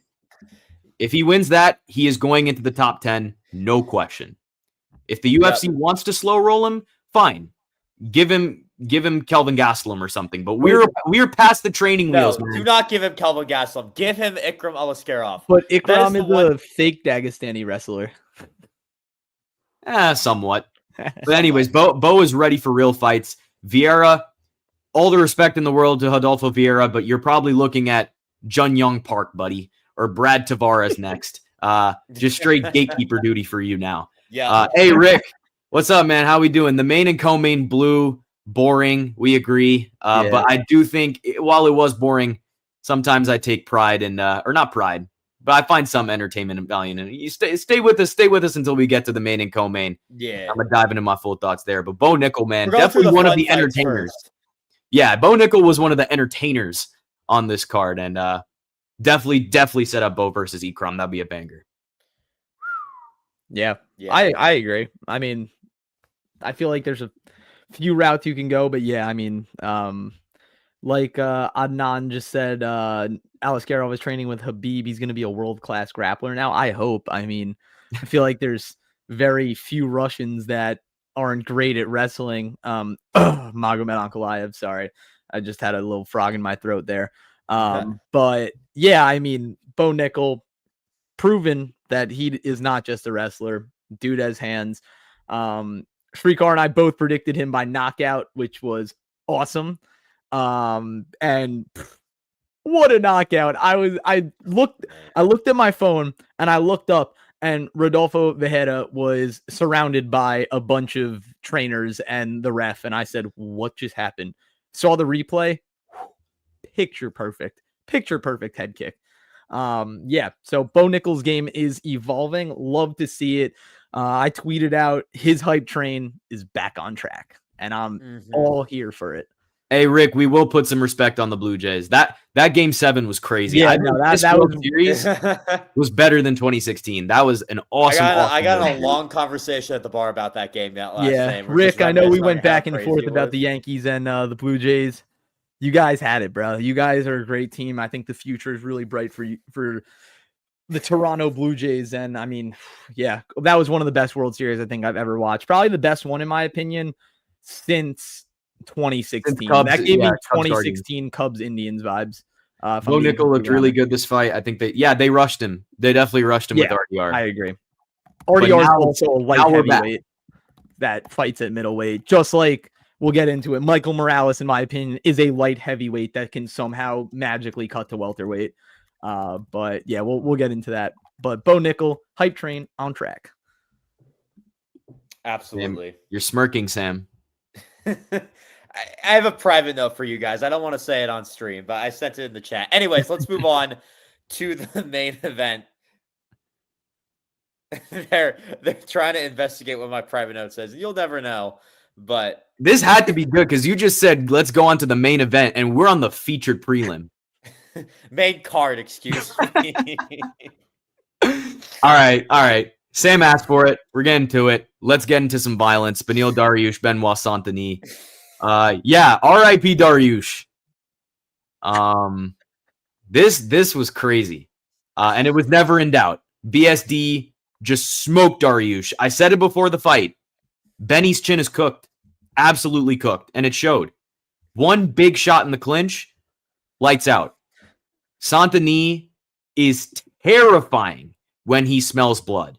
That pressure, that power, the relentlessness. It's just different, man. But let's not overreact either. He starched a Dariush that was fading. The queen is fading. He was fading. No. Yeah. We still need to see him against a prime contender. So in that case, I think the perfect fight next should be BSD versus Justin Gaethje. I think that is a guaranteed banger. France versus USA. The pressure of Justin Gaethje versus the absolute precision of a BSD. I mean, this is violence on a platter. I think this is the fight you have to make next. And for Dariush, sorry, man, I think it's time to hang him up. He's had a great career, but the durability's gone. If he fights again, let's give him a fun swung song. How about Rafael Fiziev? Oh, But otherwise, dude, what do you want to kill the guy? He said he's willing to fight anyone. This is when you say you're willing to fight anyone, this is what they're gonna do. There aren't any good cards left this year, bro. Stay tuned for our UFC Qatar predictions because I heavily disagree with that. Benny should retire. Yep. Really don't see BSD winning against anybody in that top 6. We'll see. I want to see Gaethje. I think it has to happen. But great performance from BSD. 15 seconds flat to change your whole future. Yeah. Unreal. I think with BSD, I agree with you, Shrikar. I think, and let's just take a step back and look at the lightweight picture right now. I think you have, I think your next you have Arman and Dan Hooker. That's your title eliminator. I think your next title fight, as much as I disagree with this, I think you go Ilya Paddy just to build up this, and that's just a money-making thing. If you want to go strategy, maybe have Ilya wait for Arman, but I think Ilya wants to get back going soon, and fight Paddy especially. Mm-hmm. And then you do Gaethje, and then Gaethje's the other title contender. I think BSD is now a title contender. You put him against Justin Gaethje. I think that's the one fight you make. Has to happen. I mean, the other fight too, Oliveira Holloway, that'll be a title eliminator, I think, as well, depending on what happens with the other fights. But at the end of the day, the one fight, Gaethje versus BSD, is the fight you make. So someone said White House. I don't think White House. I think Gaethje. If you're Gaethje, you want to fight quicker. The last time Justin Gaethje fought was in March. I think you could honestly, you could probably target. Well, no, Rick was just asking us who we think the White House main event would be. Oh, I said BSD, Gaethje White House. I think that's too far for Gaethje. I don't know why you wait to fight out of all people BSD at the White House. That's where you're waiting for. Do that and do that. I agree with Sam. Yeah, do that as I would say that is probably just based on timelines. That could be a main event for a fight night. They're not putting Gaethje on a fight night. What about like a Saudi fight night? I think that is a BSD versus Gaethje is either a featured bout or a co-main on a pay-per-view. I agree with that more. It's just more timeline. Like I don't want to see Gaethje wait till March for that. I think Gaethje's going to be on the first Paramount card. I would say January would make more sense, especially because BSD took no damage. So maybe that does make a little more sense. We do January. I mean, great fight for 15 seconds, 16 seconds. That's what it says. Yeah, I predicted BSD by first round knockout. That was probably the quickest I've ever been right in my life. It was kind of gratifying. But yeah, I love Benny, man. That was brutal. And you know what's crazy? I didn't, Shrikar, didn't I say it was gonna be almost picturesque of what Arman did to Dariush? And it was the same thing. He just literally the same. He flatlined him. And you know what that reminded me of almost? That knockout reminded me of like the Nico Price Robbie Lawler fight, where it was just like you didn't even know what happened until someone was just dead on the floor. It's the clinch scenarios. Yeah, the clinch scenarios are it's dangerous, but yeah, BSD proving time and time again that he is a dog, and I think that Roofy fight was a really big confidence booster for him and something to get him back on track because Poirier really derailed his confidence, in my opinion. Then he followed that up with a loss to Moicano. And we know where Moicano's trending right now. And for BSD to come out there and prove his point faster than you could even count to 20, like insane. Great performance from him, and he should be trending towards that top 5, which he very much will be. But yeah, I mean, it's going to be interesting because if he's going to fight Gaethje, I don't know what Gaethje's going to do. He's very hell-bent on this title fight that might not be coming his way, even though I would like to see it. Yeah, I mean, it'll be interesting, but that would definitely be a banger, and that'll bring in ratings through the roof for that fight. So yeah, BSD on top again. He is the God of War. Like, he is the God of War. Hey, chat, just how good is Money Moicano and just how bad is Money Moicano? White House main going to be Valentina versus... Hey, Rick, I know when you're trolling me, man. Yeah. I'm not immune to it. Nah, Rick, I agree, bro. I think that'll be a great rematch, in my opinion. I think Zhang Weili might have to take some creatine like Islam and really bulk up. Is creatine the best base for moving up a weight class? Yes, 1000%. Yeah, I mean, Zhang Weili definitely didn't have that going for her, but BSD, yeah, there's only so much you can say about a 16-second KO, but as I said before, you get 16 seconds to rewrite your entire future in the promotion. He did exactly that. Definitely a good stuff from BSD. And for Benny, I'm sorry, guy. I'm sorry. Yo, Rick, maybe he might. His wife. Prates versus Morales would be crazy. White House main card. I agree for that. Good timing, brother. We're getting into both those fights right now, guys. Nico Price has like 8 children. How does he afford that many kids? He fights once a year on the. Yeah, I guess his wife is loaded. that's the only explanation. Your wife's got to have crazy money. But that was a lot richer after last night. Prates. Listen, this was the Southpaw Sniper Special. Round 1, definitely competitive. Leon had some good moments. Got to the back late in the round, threatened a bit.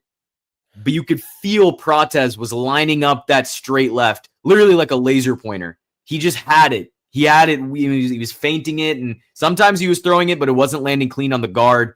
Round 2 starts. Prates keeps Leon on the back foot, feinting, framing, making him reset, think about things. Then boom, perfect, picture perfect, straight left down the pipe, sits Leon straight back. Follow-up shot seals it. Leon is smiling on the ground for God knows what reason. Dude, they were talking so much crap to each other. Yeah, I mean, that shot of Leon smiling on the ground as Carlos just loads the follow-up, that is going to live on the internet forever. I'm sorry. That is so crazy. It's so crazy. He's just like out. It's like Carlos Prates' nickname is the Nightmare, and Leon looks like he's just having a nightmare, just out cold, smiling, like he looked demented, man. Yeah, yeah. By the way, I don't know, man. It was definitely tragic for sure, Dana. It was tragic. Brutal performance, clinical, clean performance. Prates' power is different, man. He doesn't even need to wind up. Like, I don't know if y'all see that. Like, I think I said this like a year ago to these guys.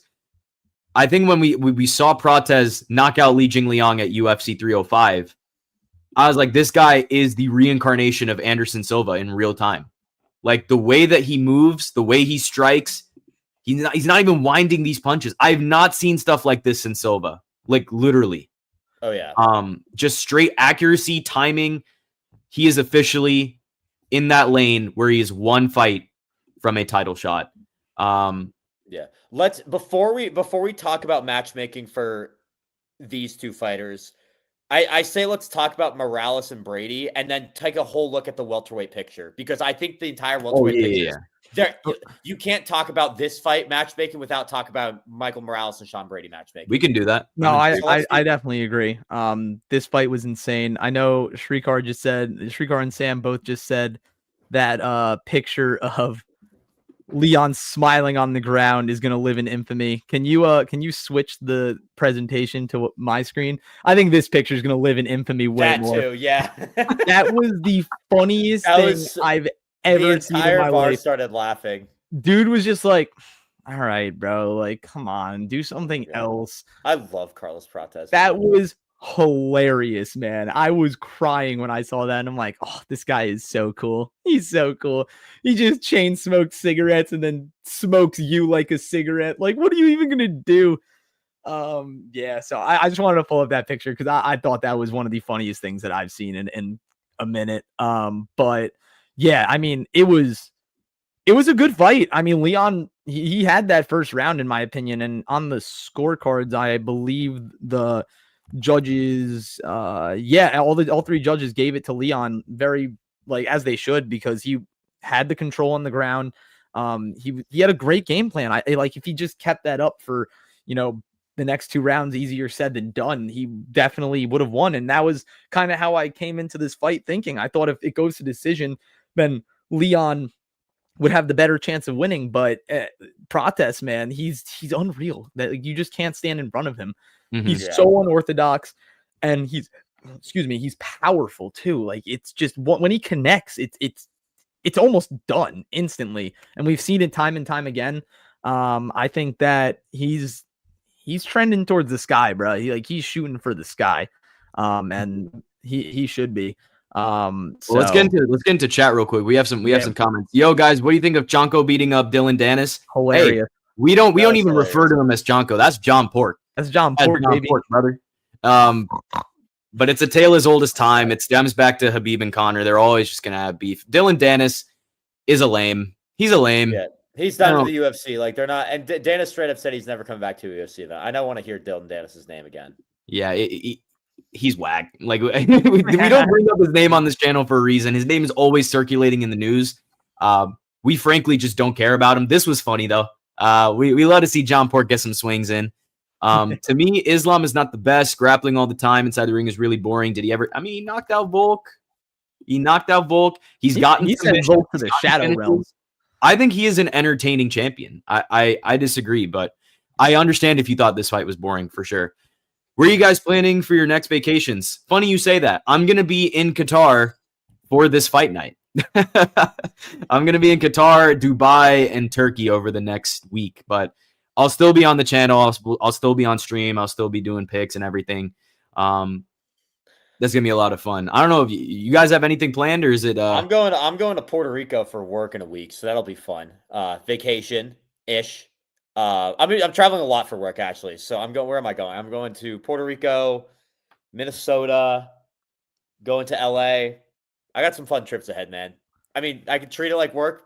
I will treat it like work, obviously. But hey, it's fun to travel, Gotta have some fun. Chris, what about you? Gotta have some fun. I got a full-time vacation booked at the gym and my couch. I also have a vacation booked to the gym soon. Yeah, no, that'll be pretty entertaining. And then I got MP calling my name on 2K. So yes, sir. I gotta make sure MP living lavish. Yeah, but nah, I'm just chilling out. I'm not really sure. I might be going to SantaCon in Binghamton in December, but That'll be fun. Visit some boys up there. But yeah, nothing too much for me. I think Qatar trumps all. Hey, yeah, Chris. It's actually interesting that Fight Sport Talk. Hey, welcome to the chat, Fight Sport Talk. Yo. It's crazy that he brings this up. Edwards will be a forgotten champion. Me and Chris were actually talking about this. I have my thoughts about Leon Edwards. Is Leon Edwards one of the worst welterweight, or not one of the worst champions of all time? No, absolutely not. No, hell no. No. And the reason I say this, you can't be considered the worst champion of all time when you No, I said one of the worst. You can't be considered one of the worst champions of all time when you defend your belt twice. Okay. He had Usman's number and put up an absolute stinker against Colby Covington, who should have murdered. I know the performances were bad. I understand that. But at the end of the day, there are some champions who had the belt and lost it immediately. Let's talk about two in the welterweight division as well. Bilal Muhammad, Jack Della Maddalena. Those are two worst champions in Leon. I think JDM's fight against Bilal trumps Leon's entire reign. I think Leon beating Usman the second time or the third. The second time. But even the third, you can make the argument that Kamaru won the fight. I know. I mean, the thing is, yeah, it's not the best, but you cannot consider him one of the worst champions when he defended his belt twice. In recent memory, I think you want to say, if you want to hold up. If you want to say that he was one of the worst champions to defend his belt, I can get behind that. I actually kind of agree with that. I think. Well, no, that's what I mean. Obviously, he was on a 12-fight win streak, so like I'm not going to sit here and say he's a bad fighter, but like this is also a guy who almost got knocked out by a 38-year-old Nate Diaz. True. I do agree. Like there's. Yeah, I saw he's that. Not the best champion. I don't think I can say he's one of the worst though. Yeah, I kind of fall in the middle. I do think the fact that he has 2 wins against Kamaru freaking Usman on the resume kind of trumps the whole discussion of how valid were the wins. Because we don't see people beat Kamaru like that, you know? And to do it 2 times in a row, I think is impressive. In terms of the whole convo about, was it a lucky head kick? No, it wasn't. It wasn't. Leon was literally setting it up the whole entire fight. And his corner knew it the whole time too. So I don't think it was a lucky head kick. I think he actually straight up beat Kamaru fair and square. Edwards thought he was a superstar despite boring performances and no big following. Definitely was not the most marketable champ. I do think what made him marketable is he was from the UK, and every time there is a UK champ, you know, they're going to be popular. Do we do any combat sports? I box, but I'm going to start getting into jiu-jitsu pretty soon. Yeah, I haven't trained jiu-jitsu or my karate I've never quite done some any time. combat. I'm trying to get back into it. It's been a minute. I want to get back into jiu-jitsu. I've been doing some grappling, so yeah, that. But I don't know. I just feel like when I look at not JD, I'm sorry. I look at Leon and I look at a good fighter, but I'm not like, wow, he just blows me away with what he can do. Yeah, it's definitely not mind-blowing, but I don't think he was one of the worst champs ever, you know? Like, I don't know. It's very iffy for me because it's like the same way he beat Kamaru is kind of the same way that Grasso beat Shevchenko. It wasn't a fluke because obviously he landed the kick on, you know, like he set up the kick and he landed it. But if we're being completely honest, like that was a fluke. When does Kamaru Usman make a mistake like that? Yeah.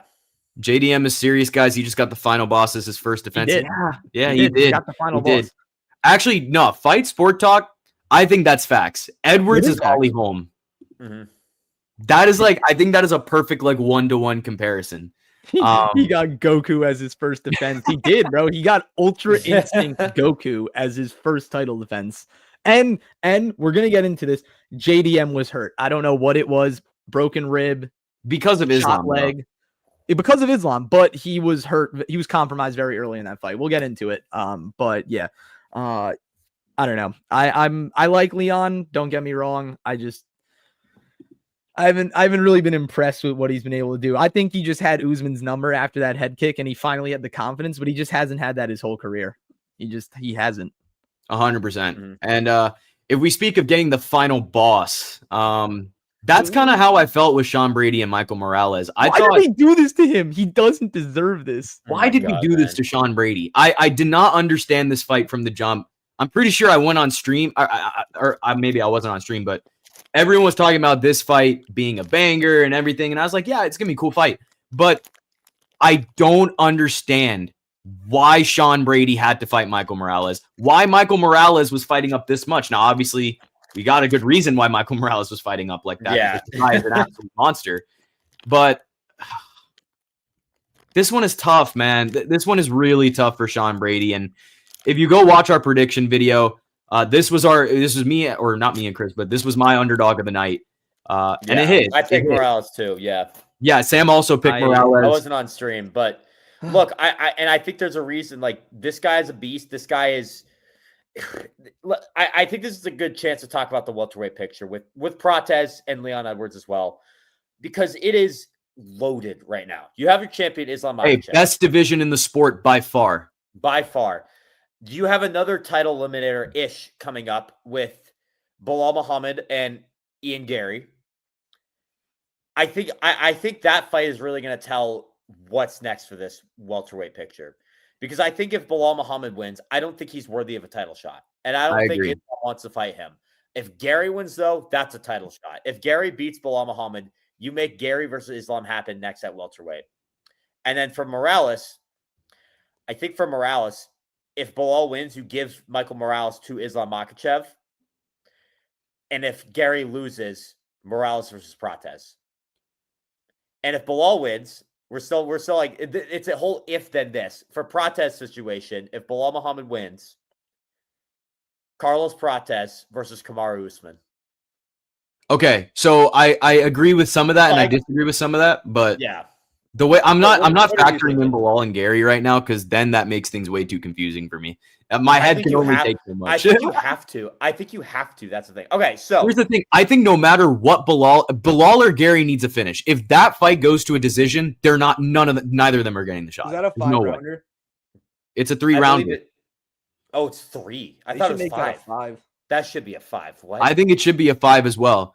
Bro, are you visiting Qatar because you're a deeply religious Muslim man? Just curious. No, I'm just there for. So I was going to Dubai for vacation. I'm a Hindu, so I was going to Dubai for vacation, and then I was going around the same time as this Qatar card. So like we kind of just flipped things on a whim. The prices weren't that crazy, so we just decided to go.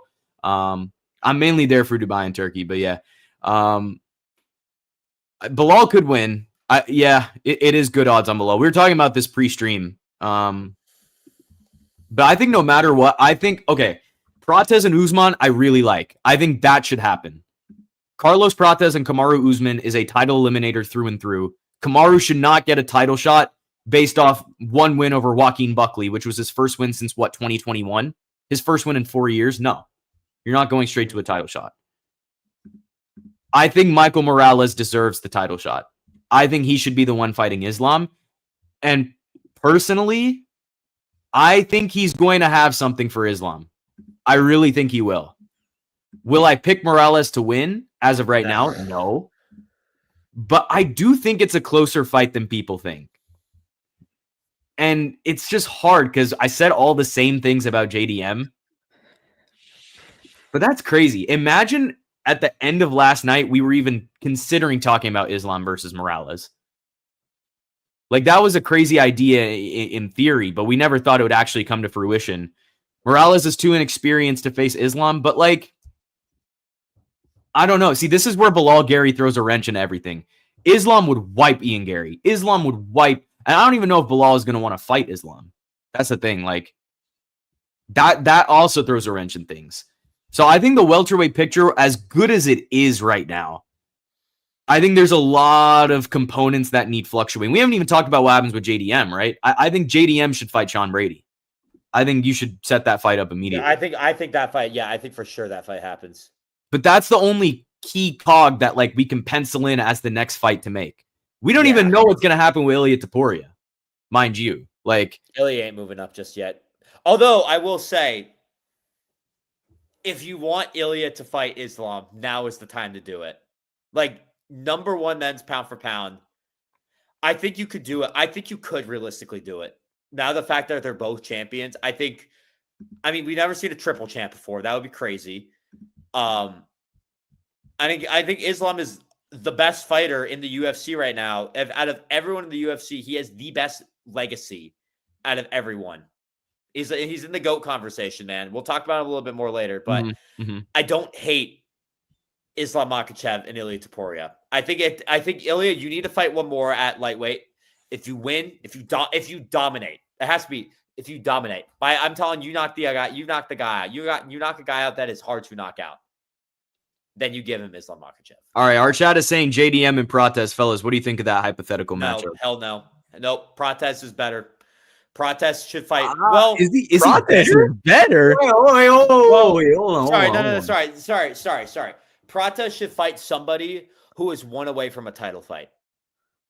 I don't think JDM is anymore. With the loss, I think usually the way I see it, if you lose a title fight, it'll be if you lose a title fight, you're 2 away usually because you're gonna have to beat someone. Sorry, what if somehow, some way, the champ just isn't Islam then? I don't know. I mean, JDM's gonna be the number one ranked fighter in welterweight. Yeah, he's gonna go down. He will, but I don't know. I personally think you do. I mean, I gave my matches already, so I think JDM Brady is the one fight you have to make. Yeah, that's what I think personally. But are we all in agreement that if we were giving someone the title shot as of right now, with no knowledge of what's happening in Bilal and Gary, I believe Tyler said it a little bit earlier. If Gary would have to destroy Bilal to get the shot over Morales. Yeah. He would have to finish Bilal. Nah, I'm giving Shavkat the shot. Yeah, we haven't even talked about Shavkat. Wait, what the hell? Dude, Shavkat needs like, you gotta fight. Like Shavkat needs like 3 fights for me to be like, all right, you it's got it, bro. And y'all already know my thoughts on Shavkat. If you don't know, I'm not the highest on Shavkat Rahman. I think he's really overrated. I don't think, and it's not because he's inactive. I just feel like he's never gonna get the belt. I think you'll always perennially just stay in that top 5. But I don't think he's ever gonna hit that next gear. He's never gonna hit that next level, you know. But yes, Shavkat does have some work to do. He hasn't fought since last December, which was against Ian Gary. Ian Gary is about to fight, twice since that fight. And he has a win over Prates, could have a win over Bilal. Really, really strong resume. And even the fight with Shavkat was very close. But yeah, welterweight is way too stacked to sit out on weight. That's what I'm telling Kamaru Usman. You got to fight. You got to fight. Shavkat hasn't looked like the boogeyman since the Neal fight. He has to beat some killers to live up to the hype. You're right. Even in the Wonder Boy fight, I wasn't like overly impressed. I thought he was good, but I think JDM would beat Shavkat. I think Brady would beat Shavkat. I think Prates would beat Shavkat. Morales would dismantle Shavkat and eat him alive. Yeah, Islam would work in. Welterweight is so loaded right now, so I feel like they're holding off on Shavkat till Islam retires. But I feel like it's just Shavkat's doing. I don't think it's the UFC's doing. Like he's not holding out. He's hurt. Yeah, he's literally just hurt. He re-injured his knee that kept him out for 6 months, and yeah, we don't even know how he's gonna be when he comes back. That could hinder him because what was it, an MCL? I think it was an MCL and meniscus tear against Ian Gary. Mm-hmm. Yeah, so that's pretty hefty. That's pretty hefty. A lot. So I don't know. I thought Shavkat was the uncrowned champion. Yeah, he's a good contender. I don't know how far he's really gonna go. Especially now that he's not fighting. Speaking of knee injuries, apparently there are some people saying that JDM fought that fight on a torn ACL yesterday. That might have explained why he was in so much pain. They say this after every fight. I'm not gonna believe it until I'm not gonna believe it, but I don't know. I think with welterweight, and I think I've given my thoughts on Islam Makhachev too. I know we're going all over the place. Very much see that. When we get to the Islam fight, we're gonna get to the title of the video. Honestly, let's just talk about the Islam fight now. Because we're talking about this entire welterweight picture. Like, why go back and forth? We're gonna open a huge can of worms when we talk about Islam, but hey, we'll get into it now. We'll talk about both the title fights in Union because well, I think honestly, I've given most of my thoughts on Islam Makhachev. I think he's the &1 pound for pound right now over Ilia Topuria. The question is, what's next? I think that's up in the air. It really depends on this Gary and Bilal fight. It also depends on, does Ilia Topuria win his next fight? Or does Islam have to do more at welterweight? Like, there's so much you could do at the welterweight division right now, and I love it. I think. Hey, you guys are going crazy in chat. Make sure you like up the stream. Keep commenting. Subscribe if you're new. We haven't streamed in a while, but we're back on the stream. Thank you guys for always chatting. Keeps us going. But Sam, continue. Sorry about that. Nah, I was just gonna say, like, I'll keep it quick because I feel like I've said everything. I don't want to keep repeating myself, but. You have those welterweight matchups I made. Can we all agree that Islam is #1 pound for pound? Yes. Yeah. Cool. All right, taking that over Ilia Topuria. JDM Sean Brady. I think you make that happen. I don't hate. After thinking about it a little bit more, I don't hate JDM being 1 away. But if he is 1 away, he can't be fighting Islam for the title. Someone would have to beat Islam if that's the case. It's just so loaded at welterweight, man. And we haven't even talked about what's next for Leon Edwards too. It's just like. And I think for Leon, I think the one fight that makes sense is Gabriel Bonfim. That's the next guy. I agree.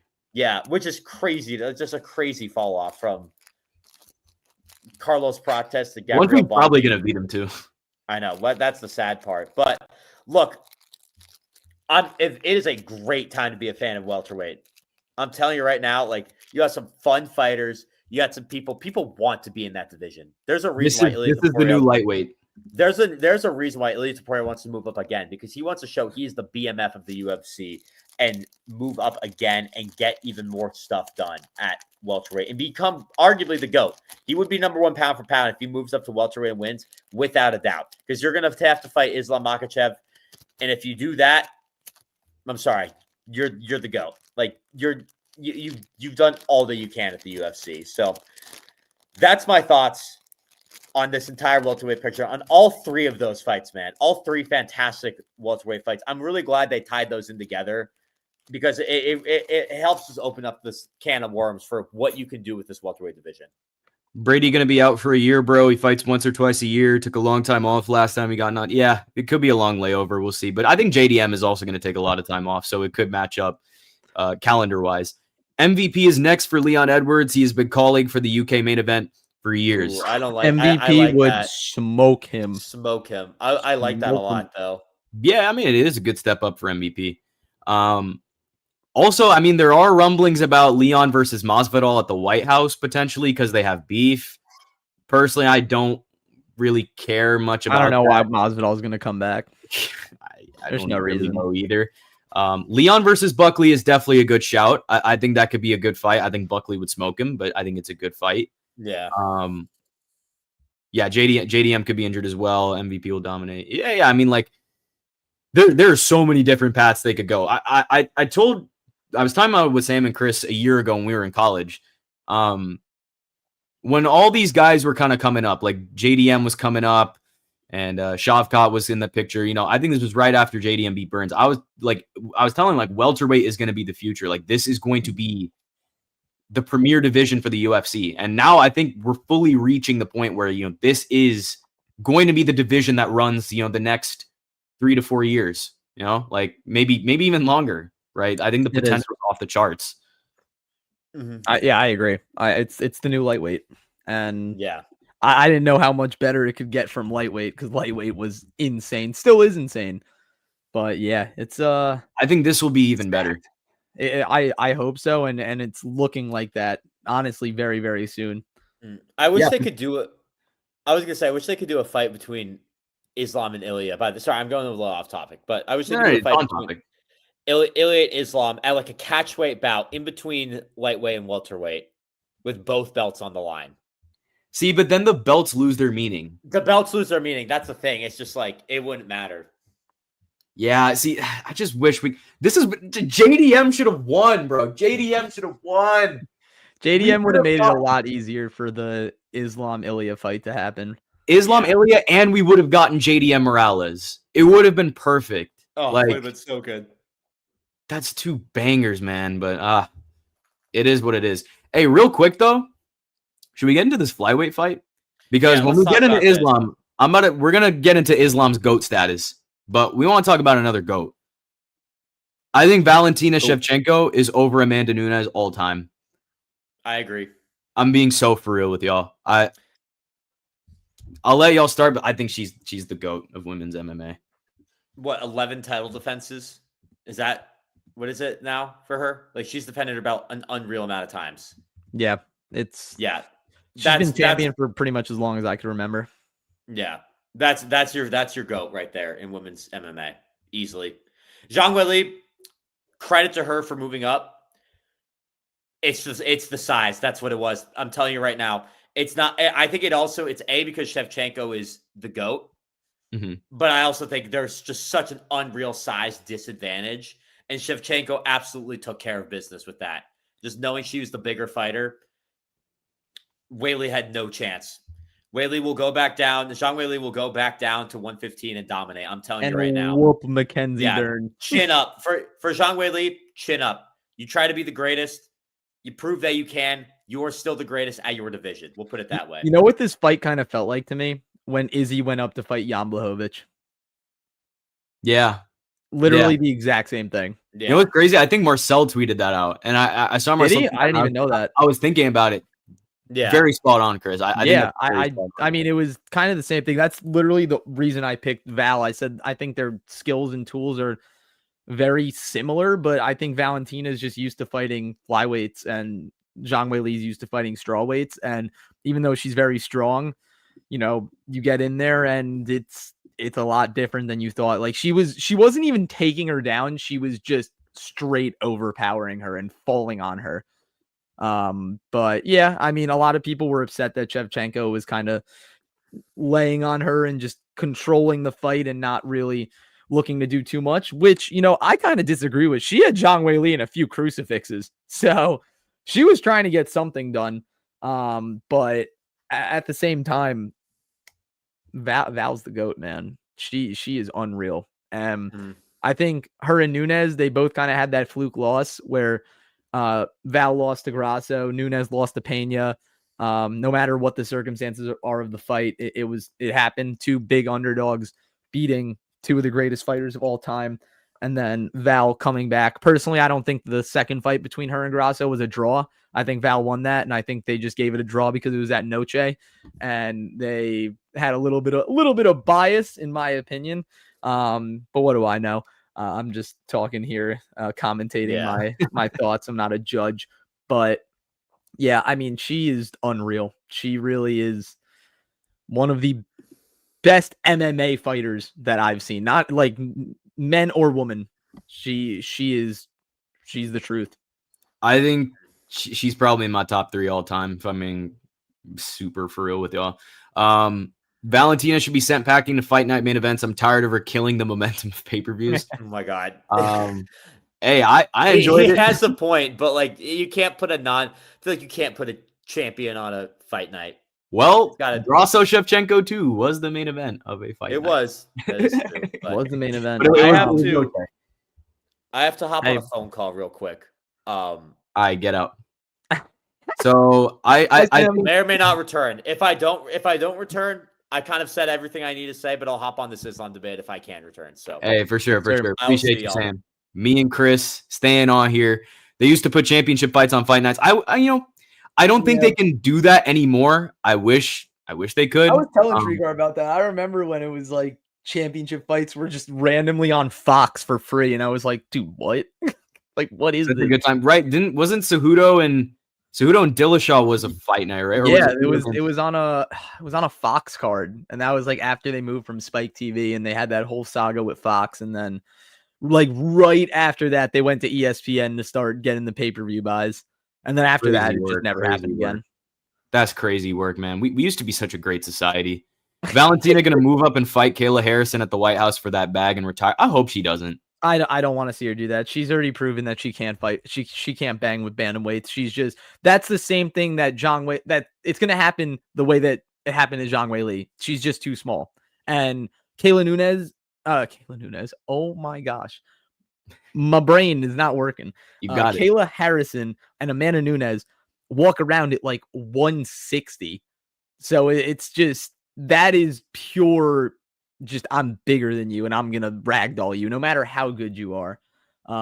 So yeah, I mean it's a little difficult for that. I don't think she should like hamper her resume just to try and prove another point when she really doesn't have to. Yeah, Tyler Fish, I agree. I think it needs to be Natalia Silva next. I think that is the matchup you need. Yeah. Shevchenko actually like called her out. Yeah, she like low key called her out. She was like, Natalia Silva had a great fight, and then. Yeah, I love Shevchenko's accent. It's so funny. And I hope she liked that compliment because she could kill me. No, yeah, but it was a total shutout from start to finish. We talk about the size difference a lot. I really think it was more than just size. Like Valentina completely took over the range, shut down every single weapon that Zhang tried to use, just picked her apart. The body shots were brutal. Like when you heard the sound of the body shots and how Zhang Weili was reacting to them, it was really bad, you know? Like thunderous. And I just think Val just looks so composed. Like this was just another. One of my boys was telling me we were all sitting on the couch.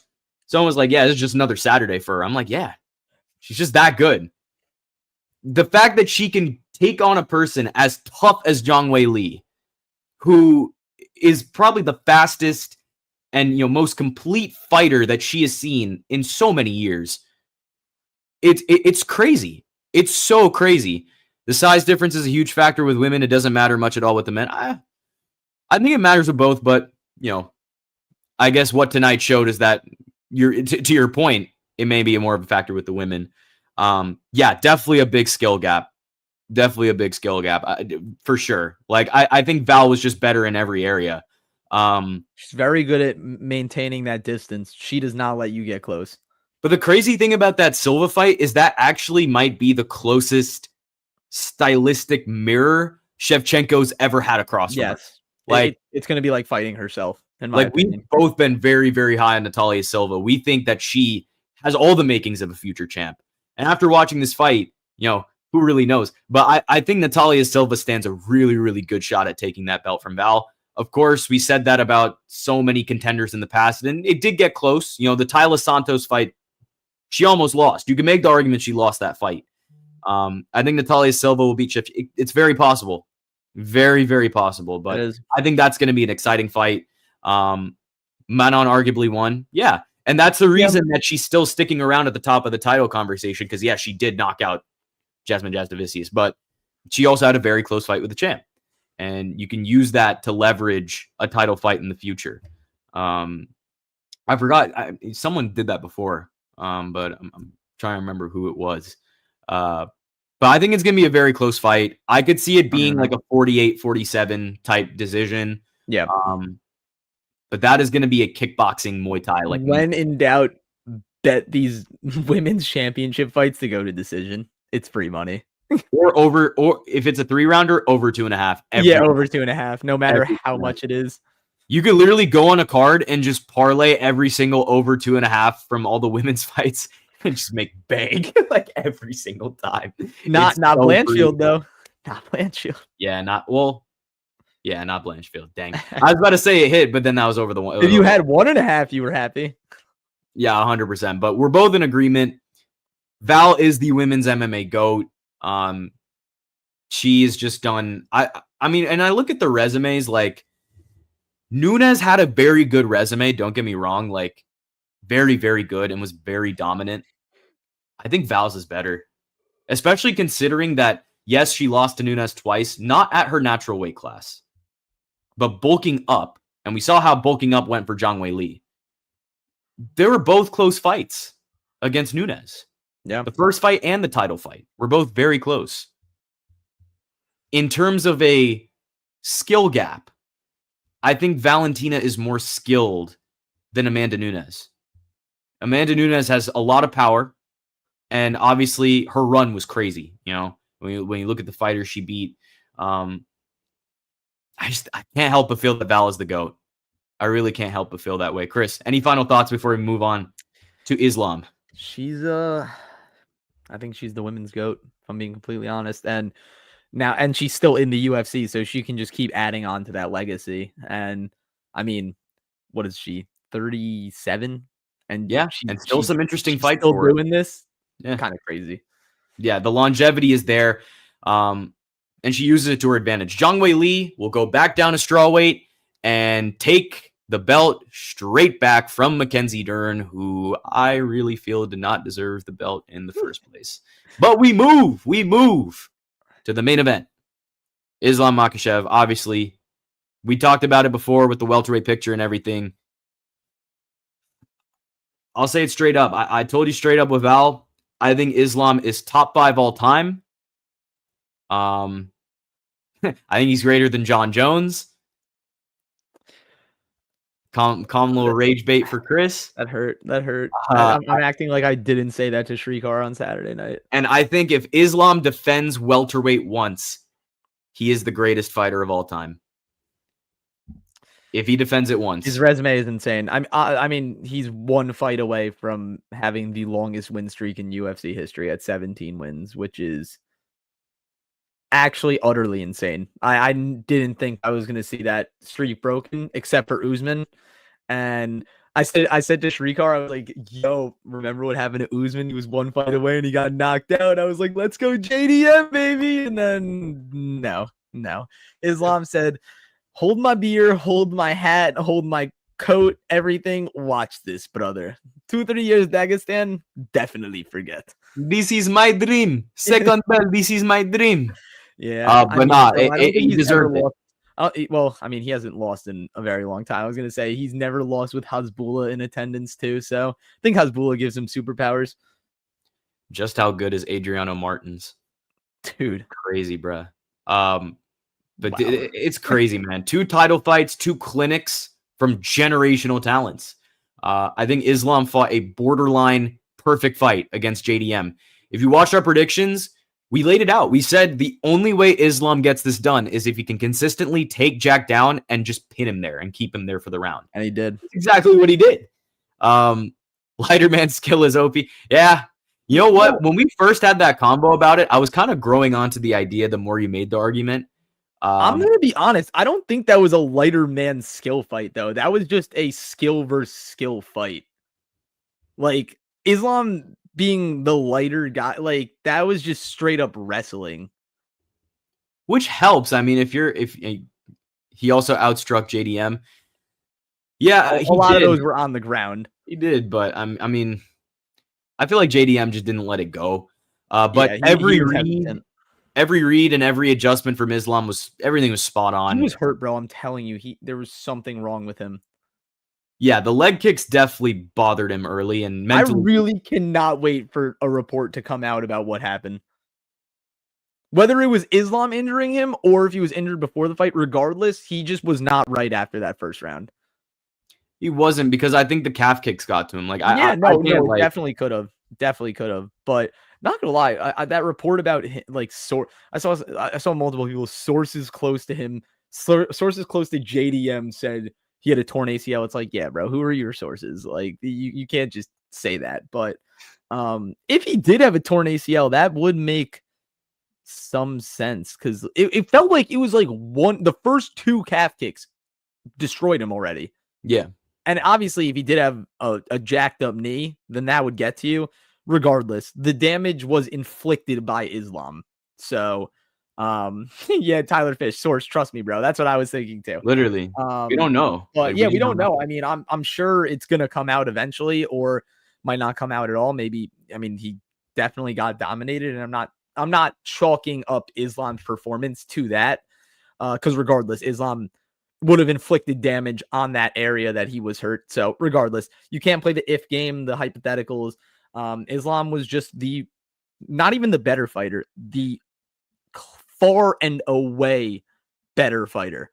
And yeah, I mean, dude, this guy's insane. I really don't know who's going to beat him. And if I'm being completely honest right now, you set up Islam versus Ilya. I'm taking Islam, bro. I don't know about you guys in the chat. I am taking Islam. I don't care what weight class it's at. Lightweight, welterweight. Nah, lightweight, I'm taking Ilya. I don't know, man. At 170, I would take Islam, but at lightweight, I don't know. I think Ilya gets it done. Because you also got to think about how drained Islam was at lightweight compared to this fight. His cardio was very good the whole fight. At lightweight, his cardio would kind of start to fade in the 4th or 5th round.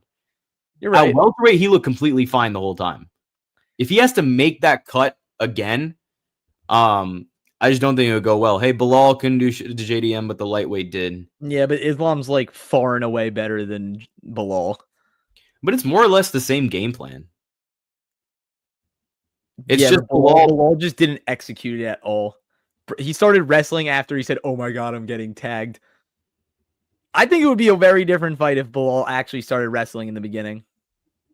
But he was hell-bent on showing Canelo hands that he just didn't want to start grappling until it was too late. But I don't know. Like Tyler, I definitely agree with you that lighter man skill is that, but at a point it doesn't. I feel like skill doesn't matter what weight class you're at, because it's like the same as saying like you could look, Pereira is like one of the best strikers in the UFC, but he's a light heavyweight. So it's not, I don't know. I feel like it's very subjective. I feel like that's a subjective thing.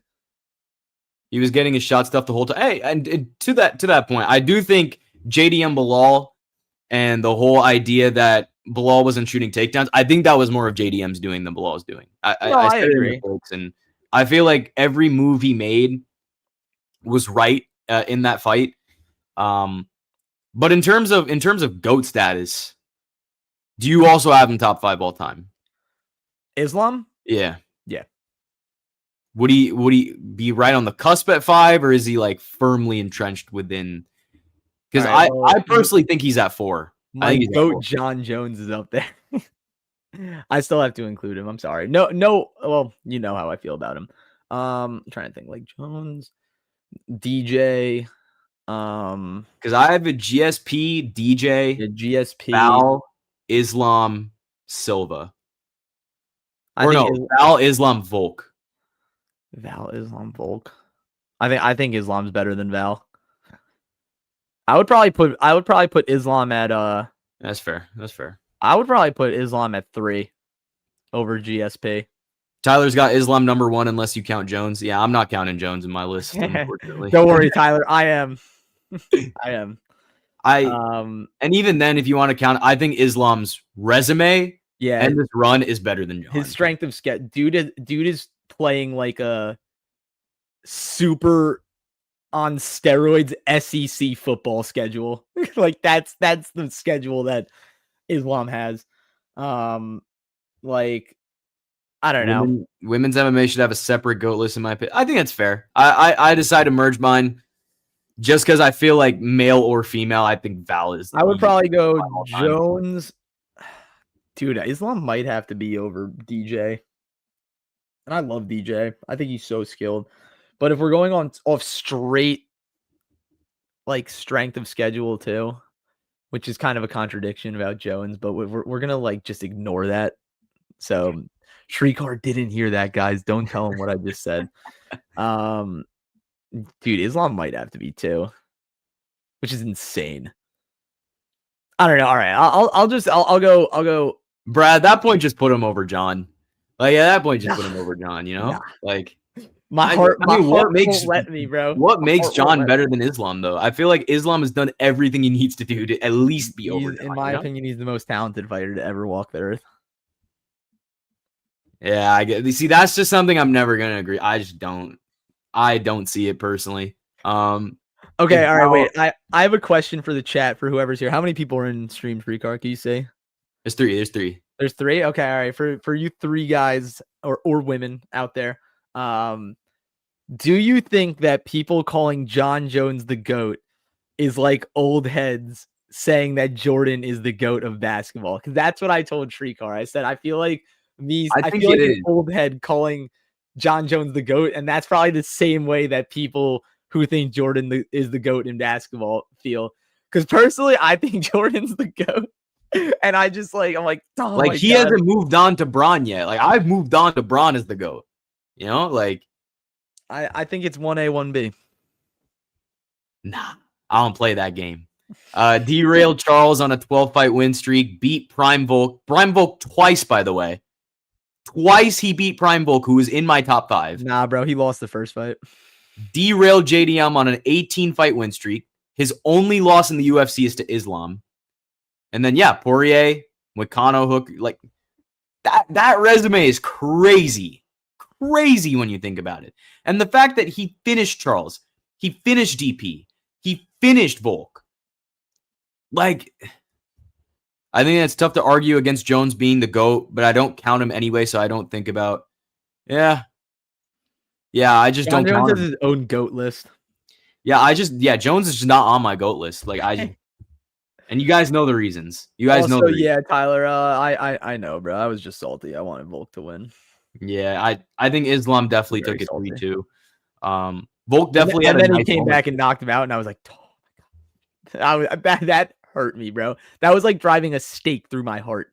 I mean, if Volk was on full camp, though, I think it would have been a very interesting fight. But yeah, I agree. But people were crapping on Islam the whole time. I mean, there are people in the community that were really crapping on Islam for fighting featherweights. And then he goes up a division and beats a welterweight, a natural welterweight at that. Like, he might be the GOAT. After one defense, I will call him the GOAT. I think that's all it takes. If he goes out and beats Michael Morales, he's got it. One thing we can agree on is he is far and away better than Khabib. And he's far and away better than John Jones. Stop it, bro. Stop it. No. I agree. He's far and away better than Habib. I'm Just done like the rating. stake is in my heart, and you're just like taking a hammer. It's just like, dude. You're killing me. You're killing me. The featherweights are more skilled and harder fights than the lightweights. Yo, Tyler, you love this lighter man skill concept. No. I do think he's right, but Not a bad only thing, with, though. Not only a bad thing. only with Volk. I think Volk was definitely more skilled than a Poirier. He was more skilled than Oliveira. I think Volk was probably the most skilled fighter he's ever fought. Actually, he is. Bar none, he's the most skilled fighter he ever fought. Yeah, no, 100%.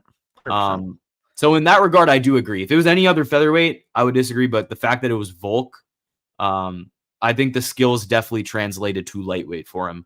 And that's your lighter man skill argument, as you were saying. But yeah, man, if he beats Morales, it's going to be tough to argue that he's not the GOAT. And, and that's even without regard for the Ilya fight. I don't even think he would need the Ilya fight at that point. If he beats Morales, just retire. But he is far and away better than Khabib. I think he passed Khabib after beating Dustin. I think he passed Khabib. Yeah, I agree. Because Moicano, obviously, we don't really don't care about Moicano in this whole picture. Like, it's a good win to have, but if it was Armin, it would definitely weigh a lot more. Holloway and Volk gave to Poirier issues, and Oliveira couldn't do anything. Islam beats Hamza. I don't know if Islam beats. That would be a crazy fight. That would be a crazy fight. I'm not gonna lie. I'd agree. If Hamza was still at welterweight and they fought, I think Islam. Yeah, if he was still, but I think this is assuming that Islam moves up to 185. Oh, all right, that I don't know, but at the same time, the grappling would cancel out, and Islam wipes the floor with him on the feet. Would the grappling really? I feel like we say the grappling cancels out for a lot of like we said that with Burns and Hamzat. But that doesn't stop Hamzat. They're both aggressive wrestlers. Like Burns and Hamzat was like a different type of like grappling matchup. It would probably stay on the feet. But I don't know. I feel like we say that with every Hamzat fight, and then he just shoots a takedown anyway. Dude, if you could bet on Hamzat to shoot within the first 10 seconds, I would do it every time. Because DDP had, good anti-wrestling going into the fight, and he got worked. So it was like, I mean, Hamzat would gas if someone gave him any trouble for a sustained time. I think the DDP fight disproved that, though. Like, I think he actually has cardio now. No, but I mean, like DDP wasn't actively fighting back. He was moving, but it's a lot easier to stay on top than, be transitioning through moves and potentially even on your back for a little bit. Yeah, I mean, DDP had no resistance. Yes, yeah, you're right. But I feel like there were guys that Hamzat was just kind of like running through where like even if it got to the later rounds, like obviously there'd be the question of it. But I don't think Hamzat looked tired at all going into the 5th round. Like he was completely fine. And that's just a fighter that I'd never seen before, Like that's why I kind of think that I don't know, maybe you wouldn't guess. But yeah, if Islam pushes the pace on him and puts adversity on him, then maybe it's a different fight. And I don't think any middleweight contender will actually do that to Hamzat for what it's worth. Islam will probably be the only one. Because Imavov is just gonna get relentlessly dog walked. So good, man. It's ridiculous. Fluffy maybe is the only one that could do that, but I think Hamzat would beat Fluffy too. Like I just think Hamzat will clear everyone out. Maybe I think he'll move up to 205. I think Hamzat will try and become like the next. I think Hamzat will be the next double champ, to be honest. If you wanted my prediction on who will be the next double champ, I'm trying to think of all the divisions. Let me go through it right now. Like Pereira maybe, but I don't think Pereira beats an Aspinall. Who else is here? I don't think Pantoja would beat Merab. I don't think Merab would beat Volk. Well, obviously, Volk and Ilya, we've already seen it. Ilya Islam at welterweight, I would take Islam. If Hamzat moves up to 205, I think he beats Pereira. I think he does. And better, I think he finishes Pereira. I think he submits him. And Hamzat's career is a good example of lighter man skill because Hamzat was going life and death with these welterweights, and the middleweights have absolutely nothing for him. Yeah, I agree with that. That's a pretty good analysis. I like that. I agree. Yo, Tyler, you got some good takes, brother. You really do. For sure. Hey, we appreciate y'all for hopping in the stream. We've been going for 100%. 2 hours now. Y'all keep us going. Y'all kept us going this whole time. So thank you very much. We really appreciate all the love and support. If you haven't yet, go ahead and like up the stream. Go ahead, subscribe to the channel, share the stream if you would like, get the algorithm going. We would really appreciate it. UFC Qatar predictions this week. We're going to get back on the grind. We're going to be streaming a lot more. Obviously, we're a little bit of funk the past few weeks, but we're getting back on it. We promise. We don't like making false promises, so we're going to promise that we're going to get back on the grind. But UFC Qatar predictions will come out this week. We're very excited for that card. And then obviously we'll have a week break. We'll put out some more content from then. We'll do some streams and then UFC 323. And then we'll close out the year. Royval Cop, really good slate heading into the rest of the year. This card was great. UFC 322. Was it the card of the year? I don't think so, but it gave us a lot of fun moments. Definitely a very, very fun card to watch. 4 insane knockouts in a row. Yeah, I mean, that was absolutely ridiculous. But for Chris Schroyer, I'm Shrikar Ajender, and thank you for hopping in the war room with us. Yes, Sam could not be here. Peace out, Tyler. We'll catch you. But, hey, we'll see all you guys later. Thank you for tuning in.